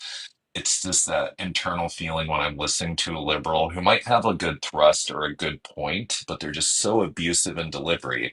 And it's not bothering me because, often I think it's funny, and of course I agree, but liberals have wasted so many good points with abusive behavior. And I'm not again, I'm not somebody who's like offended by the concept of being mean. I think I'm an inherently mean person, inside. I just feel like tactically it's a bad, bad, bad form, and it emboldens their ridiculous thoughts about us. And they're already prone to twist anything that comes out of their mouths, They do so always Yeah. go to, well, you're driving me away from the Liberal Party. And it's Hmm. I don't know how to respond to that. I can't kid glove all of this. yeah. You guys It, don't kid glove anything. What are you talking about? I have been much nicer. You let me up here with a bunch of crazies this morning, Mojo. I did. Bunch That of was funny. crazies. You're down in the corner, and I put 7 other conservatives on the panel, and they were all red hat wackos. There She's was sitting so in the much red on red Okay. crime. It was red crazy. on That red was crime. crazy. And Well, then Pick you was came up like, first, and then every single person I pulled up was just like this random crazy person. One guy said he knew he was in a cult. He needed to figure a way out. He needs a therapist or something like that. And I was telling him, just go down to your local Democratic Party headquarters and sign up to be a Dem. It'll be over. That's all you have to do. yeah, I asked him if he was already seeking mental health services because that's a really good first step. He Yeah. wanted to find a de-brainwashing camp. That was one of his. I know that, like, whenever I was climbing out of the alt right, a lot of it was just down to the less that I watched of the, the chuckle fucks that I had started watching. Um, the less frequently I watched them, the easier it was to just disengage with that entire ideology. I think that Did you already say to the panel earlier, forgive me, what maybe like the first figure or piece of programming that you saw that attracted you to alt-right in the first place was? I mean, it's like a gradual process. So it wasn't like a sudden like, oh yeah, huh, all right, cool. It wasn't that. It was um, like YouTube in 2015. There were a lot of people whose content was there was like this culture, or I guess this community that was they were called the skeptic community. Basically, atheists on YouTube who would pick apart religious arguments, um, and typically those arguments were made by a either some preacher or a a, a dude bro, like I listen to Skillet, like that type of guy, um, and pretty easy to make fun of that person in the process. So I used to watch a lot of that because I would learn a lot. You learn a lot of science from that stuff, and so I was like, yeah, it's cool and it's nice. White noise, really easy to kind of just have it playing in the background. Um, and after a while, that content got stale, and they realized, oh hey, um, what do you think about this insert caricature of a liberal college girl at a protest or at a Ben Shapiro seminar? And don't you think that's like kind of cringe? And then it's just a very gradual process from there. Good old fashioned bullying. Yeah, pretty much. And Which is that Zuckerberg. they would use like the same type of format where it wasn't even like just straight up making fun of the person, because a lot of these people, to be clear, were ugly. Like TJ Kirk, Amazing Atheist, he owns the fact that he looks like a damn troll. Like he is, I think he's like 6'5" or some shit, and he's got that Shrek look going on, and he's fine with it. He's like, whatever, yeah, and he leans into it. So he normally didn't do attacks on looks or anything like that. But it was just like picking apart specific statements about like whatever it was.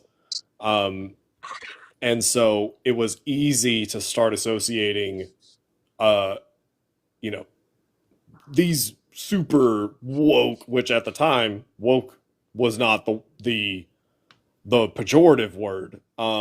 It was social justice warrior. That's what it was Yeah, back in the day. SJWs. I remember These that. The Liberal SJWs, Yeah. hipsters. yeah. And so it was a lot of that. And it was a gradual process where, every now and then you get maybe one video where you have an example of that, and then a bunch of just normal religious stuff. And then it's two, and then it's three, and then a year goes by, and all of a sudden, that's literally their entire channel. And they haven't made a religious argument in a very long time. And it just kind of progresses from there. Then it's the ecosystem, right? So it is, all right, you were hooked in, and now look at the variety of options that you have here. Because do you want to see more of this haha liberals on college are funny stuff, or do you want to see more of this other random ass shit that is part of insane right wing ideology? And it's So easy like to just kind of, barstool shit, basically. yeah. I mean, Okay. because this was also around the time that Dave Rubin did the "I left the left" thing. That's Mhm. whenever he was doing it, and This was so also when Call of Duty lobbies were insane. Oh well, I'm yep, too gay for that, so I don't really know what that Oh means. no, I mean that Ruben came. started The I when OG. I started high school, Wow. I Ruben. I was in 8th grade in 2010, and that was like when that shit hit. There was a very big difference in ideology from like that point on in my Ruben. school. Ruben came from TYT. Yeah. yeah, In your So did pipeline, Hassan. and again, since like I kind of jumped in late, and I probably didn't really hear the genesis of your, kind of like red hat era, if you will, or right wing era, if you will. Um, Did so that pipeline ultimately ended up just going like full, what do we say, like Proud Boys territory, like that kind of thing, yeah, pretty or much, yeah, right? Okay, gotcha. yeah. Like I never, I never did like made the jump to like Richard Spencer, who was absolutely 100% present, like in the same circles as like the fuckers I was watching. But I was never like able to make that leap because I mean that's just abandoning like any type of like Your sensibility. prefrontal It's like, oh cortex, yeah, it's like straight up. no, this guy's literally saying Lugenpresse, literally doing the In a salute. suit, Yeah, like, and he's just clean openly cut. talking about it. Like, yeah, I can't make that rational or that rationalization. I can't rationalize that. Um, but adjacent things, those were easy to rationalize. So like Lauren Mm. Southern, uh, she was big at the time. This was back when she was still in the right wing. I think she's not that anymore.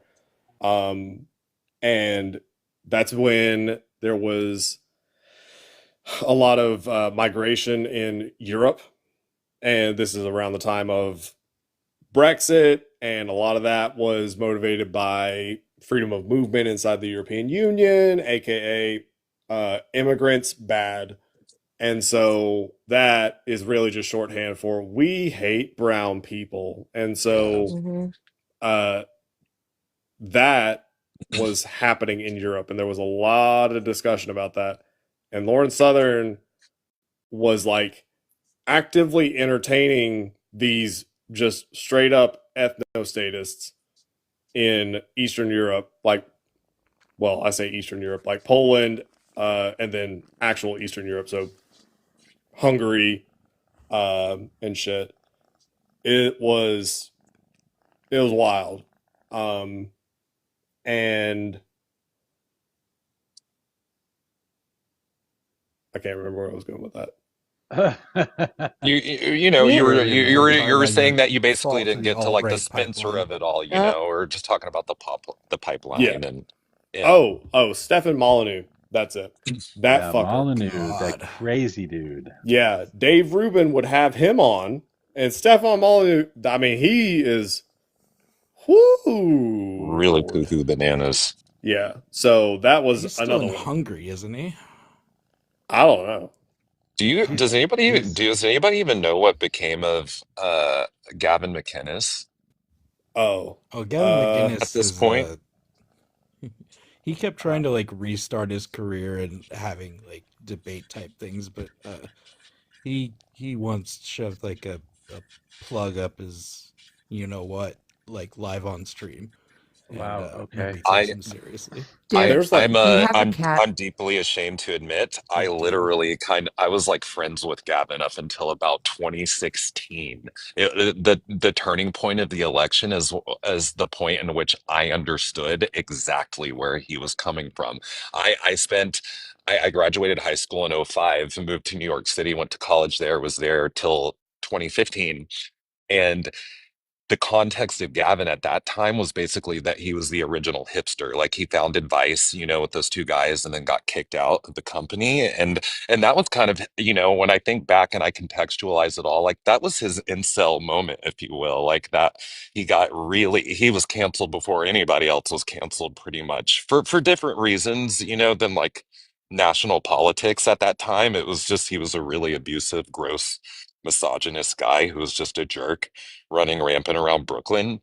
But I used to be a TV actor or mostly TV actor, and he in let's see, this is 2016. I had just moved to LA, and I get a call from him and this other guy who used to direct like these like he did a Sundance short with him. Gavin even starred in a feature film for Fox called How to Be a Man about having being a first time baby. Please do not buy or stream it. It's terrible. But he Fox Digital Studios was gonna fund like a full-on series called YOUR Stupid, You're Stupid. And like they just called me. They're like, we need a gay guy who's a good actor, like fly you to New York, whatever. And it was on that trip and in that shoot that you know, Trump was like starting to get really serious. You know, like he had gotten very serious in national politics by that point. And it was the first time I was really hearing him say stuff like really weird, twisted shit. And he would even tell me, "You're the only gay guy I like." And really just alienated everybody. And it got to the point quickly, like Fox Digital shut down they filmed the entire thing. It was 10 episodes. It's like a digital series. The platform doesn't even exist anymore, Box Digital, but it was just crazy to like witness in real time like that first disconnect and like the moment we all pulled away from him like was the moment that I started really seeing him on TV, you know, doing the Proud Boys shit and getting arrested and I haven't spoken to him ever since. And Fox pulled the series completely. You can still, I think, see on IMDb You're Stupid, but it was never even released. Like they completely spent a ton of money on it and canned the whole thing. All Just right. it was just a weird thing to observe. So I guess I haven't watched much of that, but I did watch McGinnis debate Destiny. I guess that's where I know him from when He did he's that complete. Oh yeah, like recently? I don't remember how long ago it was. It's Okay. on YouTube, but he got so pissed off at the end that he was drunk and he was punching his microphone. Um, so they didn't do it in person, but that was super interesting. Wow. Do you have any other content creators, debaters that you follow, Nemo, besides Um. Kalinsky? So yeah, I mean, for just like I guess my news and just keeping up with everything, and then the politics surrounding it. Uh, Kyle Kalinske, excellent. Again, his channel name on YouTube is Secular Talk. there's nothing religious about it. He picked it forever ago. I've seen this channel. So excellent dude. David Pakman. Love Pac-Man. Love him. Yeah. Let me think.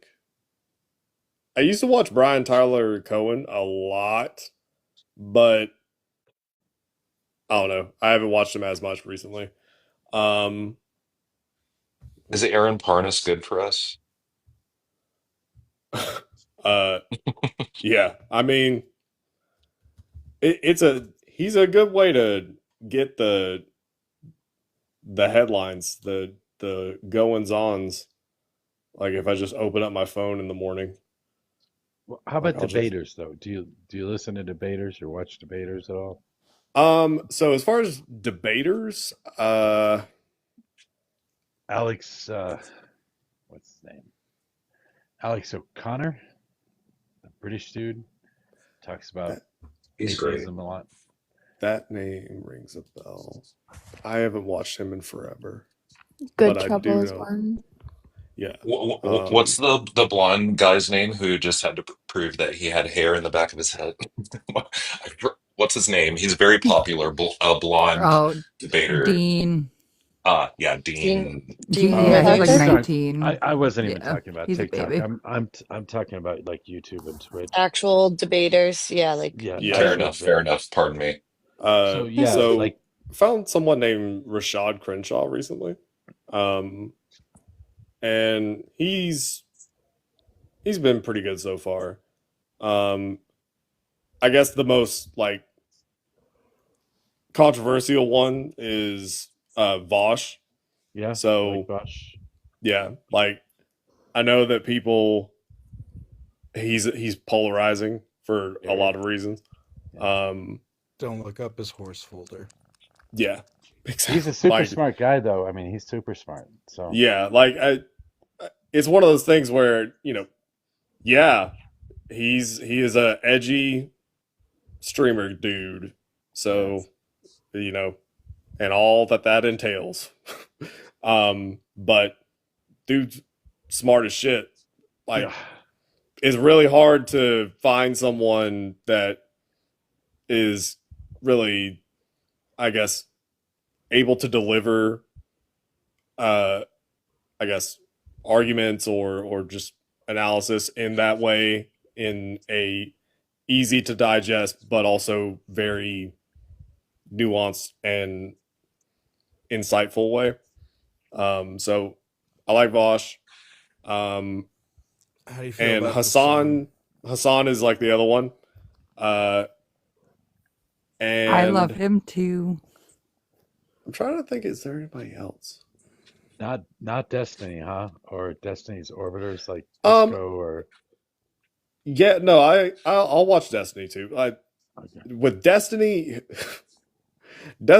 will just debate anything, and so that's why I'm not always keen on Destiny, because sometimes he'll just debate shit that's like not even like why are we having this discussion? Like what's going on? He's just he likes Destiny to debate. Is a contrarian. Exactly. He and really likes to be the edgy. There's another one, guy, Sam which I Cedar. don't really. Oh, yeah, Sam Cedar is really where you should be going. Majority Report is excellent. Yeah, I mean Sam Cedar, I love him. He's definitely not a debate person, because his delivery, he's very he's slower and more relaxed, and he doesn't do the snappy condensed style speak. There's a lot of stammering and stuff. But I mean, he by far one of the best minds on YouTube. Like, absolutely, I love listening to his analysis and just like the points that he'll make. I love that shit. I listened to him first on Air America back in the early 2000s. When Air America existed. Yeah, and his early stuff, especially with Michael Brooks before he passed away, Michael Brooks was some of the best content on YouTube. But if you Who's look up Michael anything, Brooks? Sam Cedar, Michael Brooks was a New Yorker who was on the Majority Report, and he passed away, I believe, 2016, 2017 of an aneurysm. It was Just like one day. it was. I think it was actually Was it 2020. earlier? It was 2020. Oh, I mean, Yeah. yeah. Timelines since post-Trump are, I mean, it doesn't matter much anymore. Yeah, it all just kind of blurs together.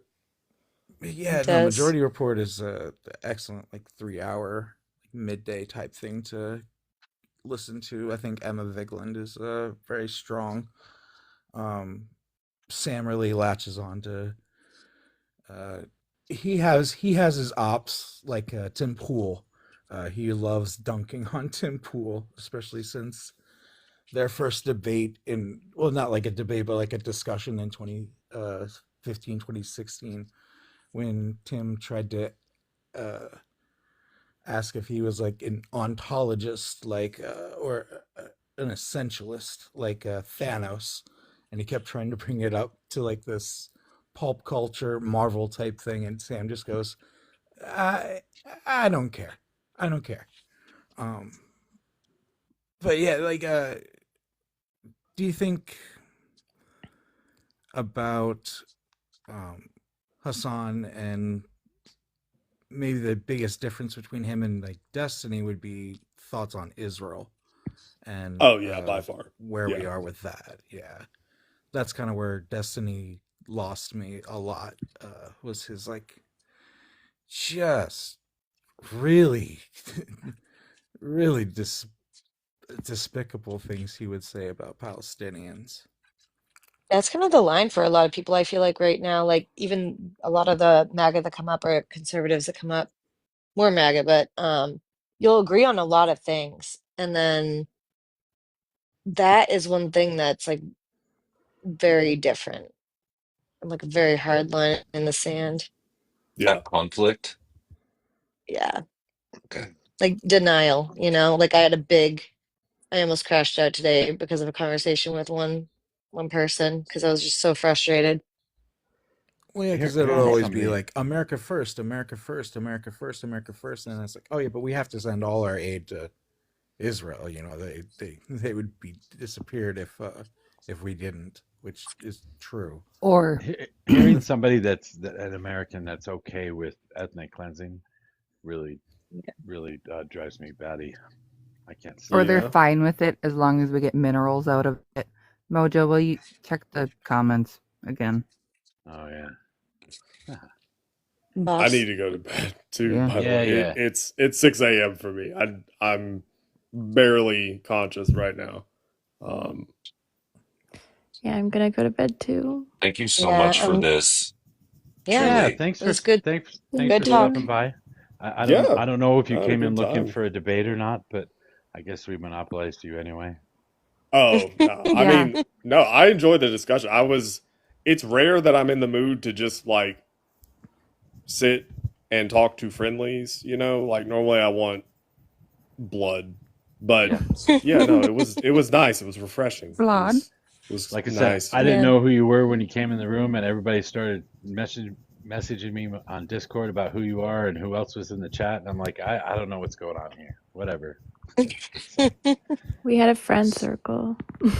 yeah. We did Well, one last night too, Mojo. What's going on? You got praise yesterday, and then today What? this happens? I don't even know. What?